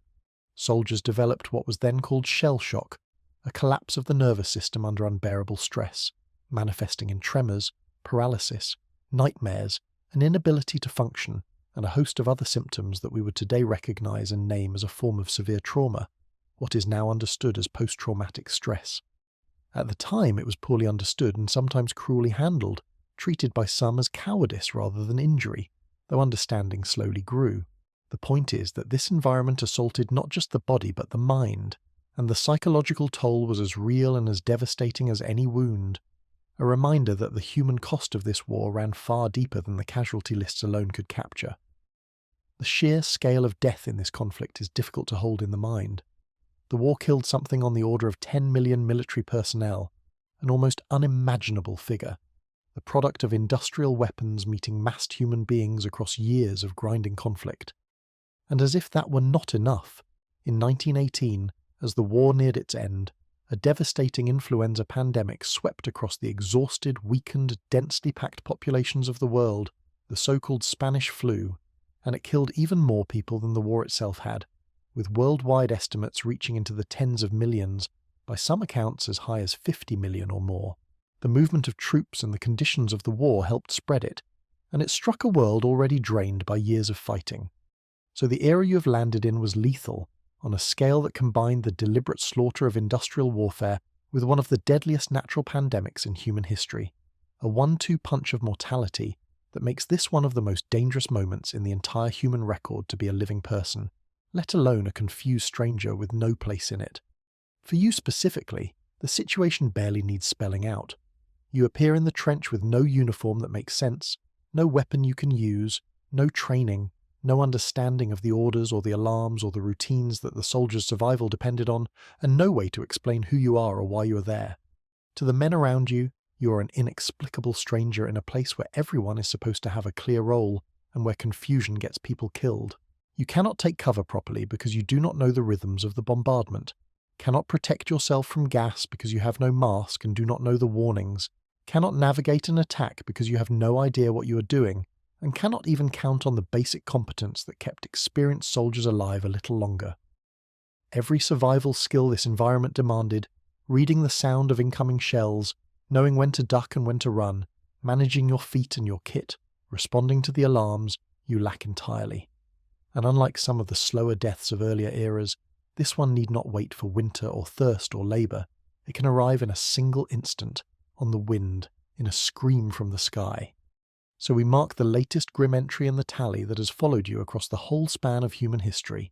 You have arrived in the most modern, mechanised world yet, and discovered that modernity brought with it a capacity for killing that the ancient world could scarcely have imagined. An industrial machine of artillery, machine guns and poison gas that consumed human lives on a scale measured in the millions, capped by a pandemic that consumed even more. You stand in a muddy trench with no role, no training, no protection, and no understanding, surrounded by men whose hard-won competence you do not share, beneath a sky that can deliver annihilation at any second through nothing more than bad luck.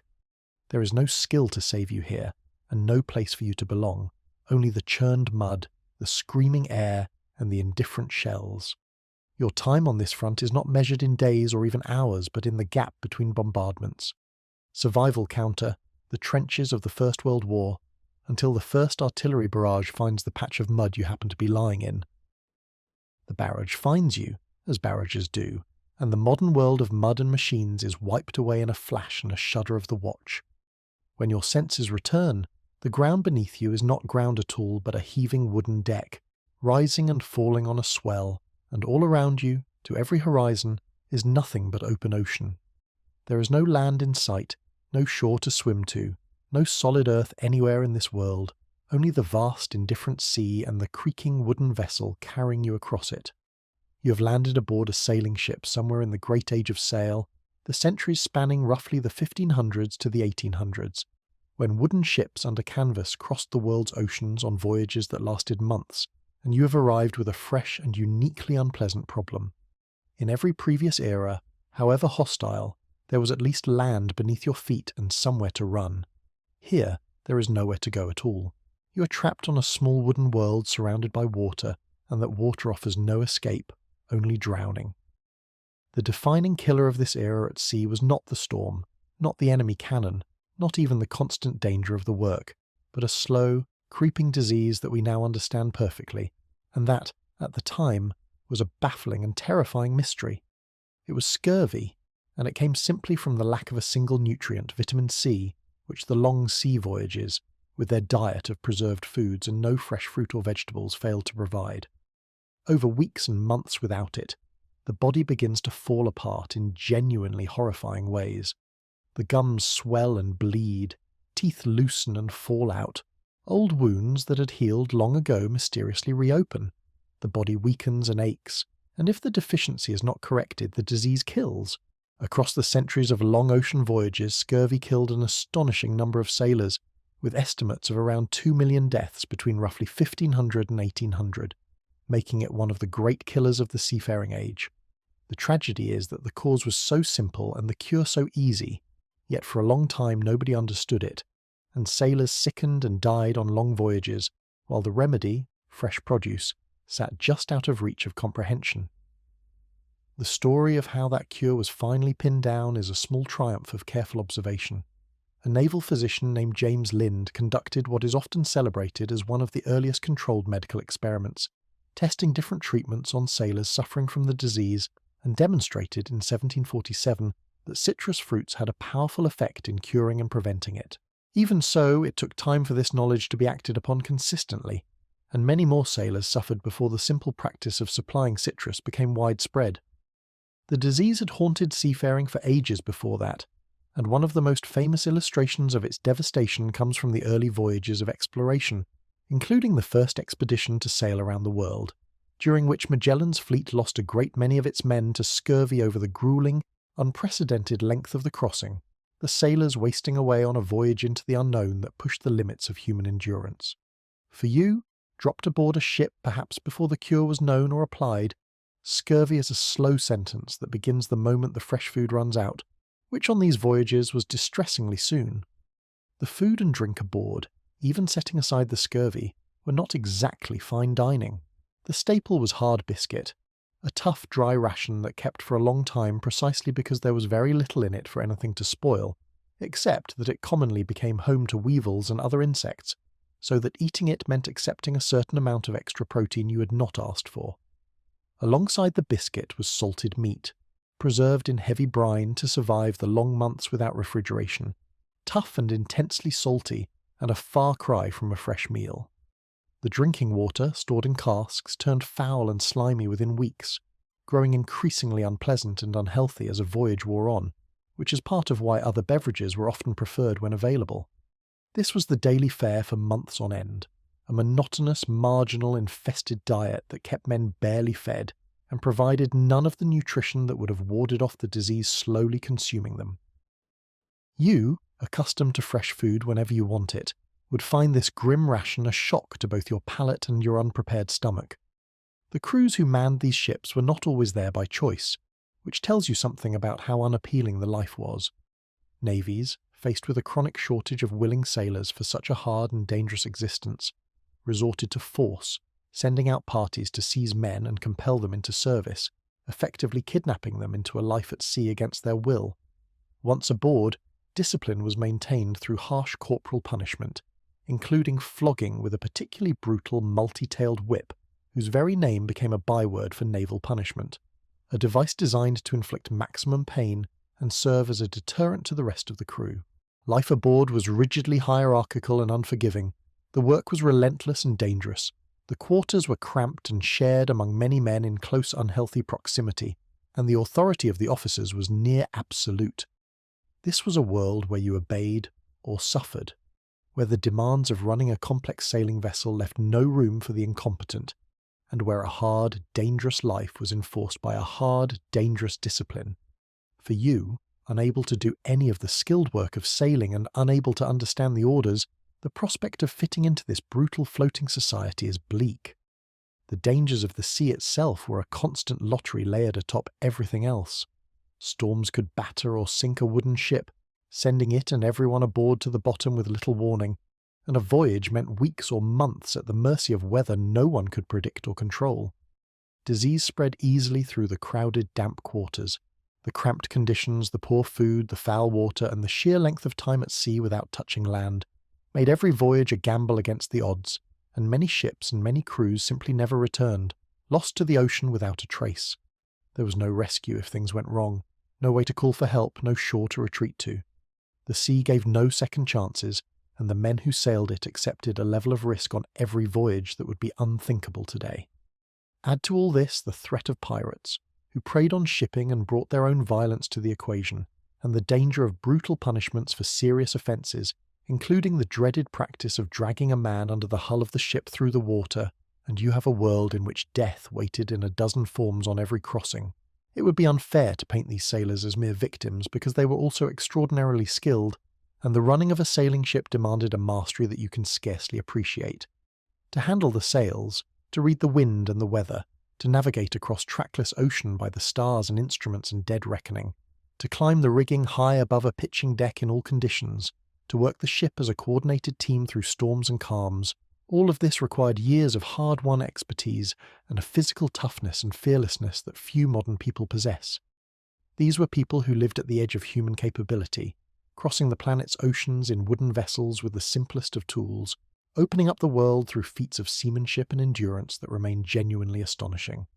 They were tough, capable, and brave, and their voyages reshaped global history. And you, who have never climbed a rope, never read a sky for weather, never navigated anything more complicated than a familiar road, are utterly useless to them. a passenger who consumes the scarce food and water and contributes nothing to the desperate, skilled work of keeping the ship and everyone on it alive.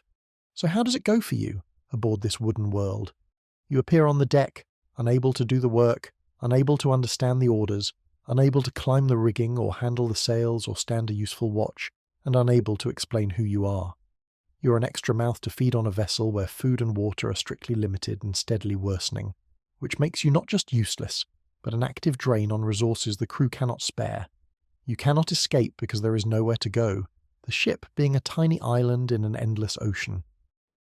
And as the voyage wears on, the slow disease begins its work on you along with everyone else, the fresh food long gone, your body starved of the nutrient it needs, while the foul water and the infested rations do you no favours. You're trapped in a confined, brutal, hierarchical society with no role, slowly succumbing to a disease no one yet understands, with storms and the sea's countless dangers waiting to finish the job faster if they choose. There is a particular cruelty in one of the sea's quieter threats, the long calm. A sailing ship depends entirely on the wind, and when the wind dies and the sea goes flat and still, the ship can sit becalmed for days or weeks, going nowhere, while the food dwindles, the water grows fouler, and the disease advances. A prolonged calm was a slow disaster, stranding the vessel in the middle of the ocean with no power to move and the supplies steadily running out, the crew watching the horizon for any breath of wind to free them. It is a strange, slow form of doom, death not by violence but by stillness, the ship and everyone aboard simply running out of time and provisions while the indifferent sea holds them in place. For you, lacking any reserve of resilience and already the weakest, hungriest, most useless person aboard, a long calm is the moment the slow arithmetic of dwindling supplies and advancing sickness catches up with you for good. So we add the latest entry to the tally that has tracked you from the ice to the ocean. You've arrived in the great age of sail, a world of remarkable seamanship and global exploration, and also a world where a simple lack of fresh food killed sailors by the million, where men were forced into service and held by the lash, where the food crawled and the water rotted, and where the endless sea offered no escape and no rescue. You cannot sail, cannot work the ship, cannot understand the orders, and cannot avoid being a useless extra mouth slowly wasting away along with everyone else from a disease you have no way to prevent. Trapped on your tiny wooden island with nowhere to run, your fate hinges on the supplies lasting and the wind holding, and when the wind dies and the calm settles in, so does the end. Survival counter, the open sea in the age of sail, until the first long calm leaves the ship, and you stranded and slowly running out. The long calm finishes what the sea began, and the watch, perhaps taking pity on you, or perhaps just bored of killing you outright, does something a little different this time. Rather than dropping you into a single grim era to die in some dramatic fashion, it scatters you across a tour of the working world of the past, a sampling of the jobs that real people did to survive, jobs that make even the most soul-crushing modern office look like a luxury spa retreat. Because here is a truth worth sitting with before you complain about your commute or your inbox.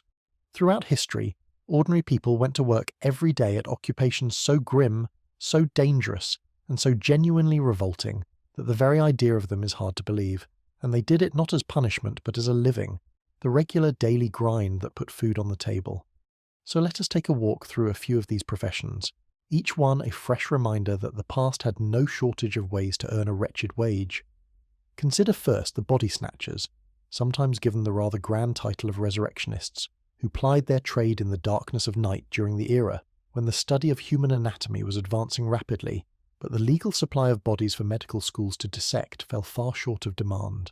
The solution, for those with strong stomachs and weak scruples, was to creep into burial grounds after dark and dig up the freshly buried dead to sell to the anatomists who needed them for teaching and research, a grisly trade that flourished in the shadows precisely because the demand was real and the legal supply was not. It was illegal, deeply taboo, and genuinely dangerous, with grieving families and communities going to considerable lengths to protect their dead from these nocturnal thieves.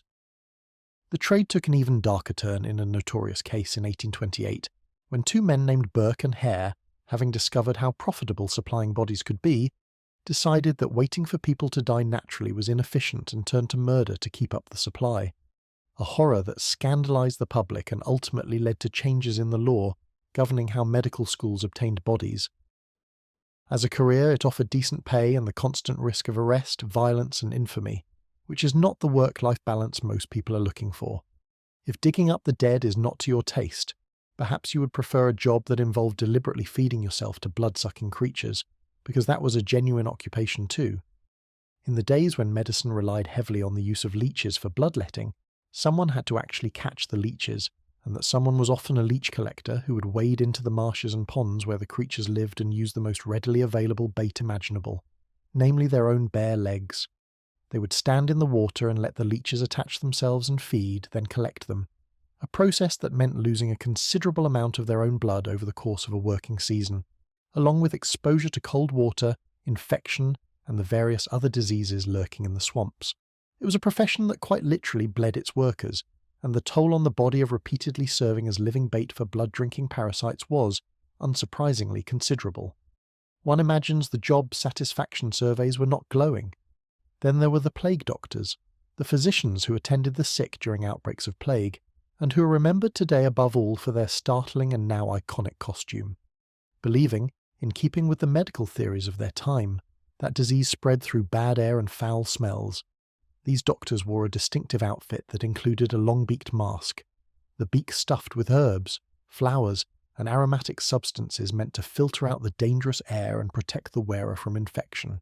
The full get-up, with its long coat, gloves, hat, and that eerie bird-like mask, was an attempt at protective equipment based on an understanding of disease that was, regrettably, almost entirely wrong, since the plague did not spread the way they thought, and the herb-stuffed beak offered little real protection. It is a poignant image, a person trying earnestly to shield themselves from a deadly disease using the best knowledge available, knowledge that simply was not up to the task. The mask has become a symbol of the era precisely because it captures that mix of genuine effort and tragic misunderstanding, and the doctors who wore it took on enormous personal risk to tend the dying, however flawed their methods. The world of vermin offered its own grim livelihood in the form of the rat catcher, a profession that took on real importance in crowded, rat-infested cities, where the rodents spread disease and destroyed food and property. The most famous practitioners became local celebrities of a sort, and one renowned rat catcher of the Victorian era made his name catching the creatures with his bare hands, an approach that exposed him constantly to bites and the diseases the rats carried, since handling large numbers of wild rodents directly is exactly as hazardous as it sounds. It was filthy, dangerous work, performed in the foulest corners of the city, and the men who did it lived with the constant risk of infection from the very creatures they hunted. Far gentler, though no less strange to modern eyes, was the job of the knocker-upper, the human alarm clock of the age before reliable mechanical alarms were common in working households. These workers were paid to wake people up for their early shifts by going around in the pre-dawn dark and tapping on their windows, often using a long pole to reach the upper floors, rapping on the glass until the sleeper stirred. It was a humble, odd little trade that existed simply because the technology to wake yourself reliably had not yet become a cheap household fixture, and someone had to fill the gap, pole in hand, in the cold early mornings. Some of the grimmest work of all was found in the crafts that turned raw animal hides into usable leather and prepared cloth, trades that depended on substances that modern workplaces would, to put it mildly, frown upon. The processing of hides into leather and the treatment of woven cloth involved soaking the materials in vats of unpleasant liquids, and among the substances used were urine and animal dung, which played a real chemical role in the preparation of the materials. This created a steady demand for these substances as raw material, to the point that urine was actually collected from households as a commodity, gathered up to supply the workshops that needed it. The work itself was performed in a stench that is difficult to imagine, the workers labouring amid vats of fermenting waste and treated hides, their days spent in an atmosphere so foul that these trades were often pushed to the edges of towns, where the smell would bother fewer people. It was essential work, producing materials that everyone needed, and it was performed in conditions of such reek and unpleasantness that it stands as a permanent rebuke to anyone who thinks their own job is unbearable. Perhaps the most haunting occupation of all, though, was a role that existed in certain communities, including in parts of Wales, known as the sin eater. When a person died, this individual would be called upon to perform a strange and solemn ritual in which food and drink were placed upon or near the body of the deceased, and the sin eater would consume them, symbolically taking on the sins of the dead person, so that the departed soul might pass on cleansed and at peace. In exchange for this service, the sin eater received the food and often a small payment, but at a terrible social cost, for by taking on the sins of others they were regarded as spiritually tainted and were shunned by the community, living as outcasts on the margins of society, called upon in times of death and avoided at all other times. It was a role born of deep belief and deep need, providing comfort to the grieving and a passage for the dead, while condemning the person who performed it to a life of isolation and stigma. There is something genuinely melancholy in the figure of the sin eater, a person who made their living by absorbing the spiritual burdens of others and was rejected by the very people they served. What unites all these varied trades, the body snatchers and the leech collectors, the plague doctors and the rat catchers, the human alarm clocks and the workers in waste and the eaters of sins, is that they were real jobs done by real people who needed to eat, and that nearly all of them carried risks to health, body, or social standing that would be utterly unacceptable today. They existed because the past had needs that had to be met and lacked the technology, the medical understanding, the regulations, and the alternatives that we now take for granted. And so people filled those needs with their own bodies and their own labour, often at great personal cost. For you, the time traveller who has now been killed in a dozen different eras by cold, by water, by altitude, by labour, by shells, and by the sea, these professions offer a final, sobering perspective. Even if you somehow survived the great dangers of the past, even if you found a place and avoided the slavery and the disasters, the ordinary work available to an ordinary person could itself break you, slowly and grindingly, through hazard and filth and exposure and toil. Your body, soft and unconditioned and entirely unsuited to any of it, would not last a single working season in most of these trades, and the contract, such as it was, would outlive you easily. Survival counter, the grimmest jobs of the past, your body gives out long before the work ever runs short. So here we are at the end of the journey, and it is time to settle the account. Across every era the watch flung you into, the running tally told the same humbling story, and adding it all up leaves very little room for flattering yourself. The Ice Age gave you a couple of days at best, and only if the weather felt generous. Babylon held you until the first patrol noticed the silent stranger who could not explain himself. The Viking world gave you until the first winter or the first quarrel, and the Mongol steppe lasted exactly until someone expected you to climb onto a horse. The Andes took your breath on the first high pass, Chin China worked you to the bone before your first shift even ended, and Victorian London needed only a single thirsty sip from the wrong source. The trenches measured your life in the gap between bombardments, the open sea and the supplies left before the wind died, and even the ordinary jobs of the past would have ground you down before the work ran out. Tally it honestly, and the verdict is unmistakable. A modern person, dropped into nearly any corner of the past without the comforts they grew up with, would almost nowhere survive even a single day. And notice what actually did the killing, because it was almost never the thing you would expect from films and stories. It was not dragons, not heroic enemies, not dramatic battles, not the romantic dangers of adventure. The real killers of the past were quiet and unglamorous, the same handful of forces turning up again and again across every age. Dirty water that carried disease, the absence of antibiotics, which turned a scratch into a death sentence, hunger when the harvest failed or the supplies ran out, the cold, patient and indifferent, and above all the simple, lethal condition of being an outsider, a person with no place, no kin, no status, and no one obliged to keep you alive. These were the things that ended people, ordinary and undramatic, and they are precisely the things you never have to think about, which is exactly why you would be so spectacularly unprepared to face them. Which brings us to the real point of this whole strange expedition through time.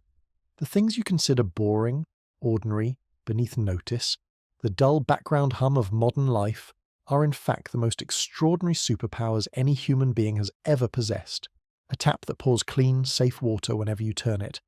Vaccines that make once unstoppable killers into historical footnotes. Medicine that takes away pain and fights off infection. A traffic light, a heated room, a full refrigerator, a pharmacy on the corner. No pharaoh commanded these powers. No emperor, no conqueror, no Viking jarl or Inca Sun king, no matter how mighty, ever had them. The richest and most powerful people in all of history would have traded their thrones for the contents of your bathroom cabinet and the water in your kitchen sink. You walk around every day equipped with comforts and protections that the greatest rulers of the past could not even dream of, and you barely notice them, because that is the nature of a superpower you were simply born holding. The watch gives one final turn, and the past releases you at last. The cold and the mud and the sea and the thin mountain air all fall away, and you are back where it all began, sunk into your own comfortable chair, in your own warm room, with clean water a few steps away and not a single thing in the world trying to kill you. The whole brutal tour collapses into a single clear thought, the one worth carrying with you. The good old days were never good, not the way the stories pretend. They were a gauntlet that most people barely survived, and the truly remarkable era, the genuine miracle of human history, is the ordinary, comfortable, astonishingly safe present you get to live in right now. So the next time the modern world feels dull, remember that dull is the greatest luxury ever invented. If you enjoyed travelling through time with me tonight, do consider subscribing so you can come along on the next journey. And until then, rest easy in that comfortable chair, knowing the watch is safely wound down. Good night, everyone, and the sweetest of dreams.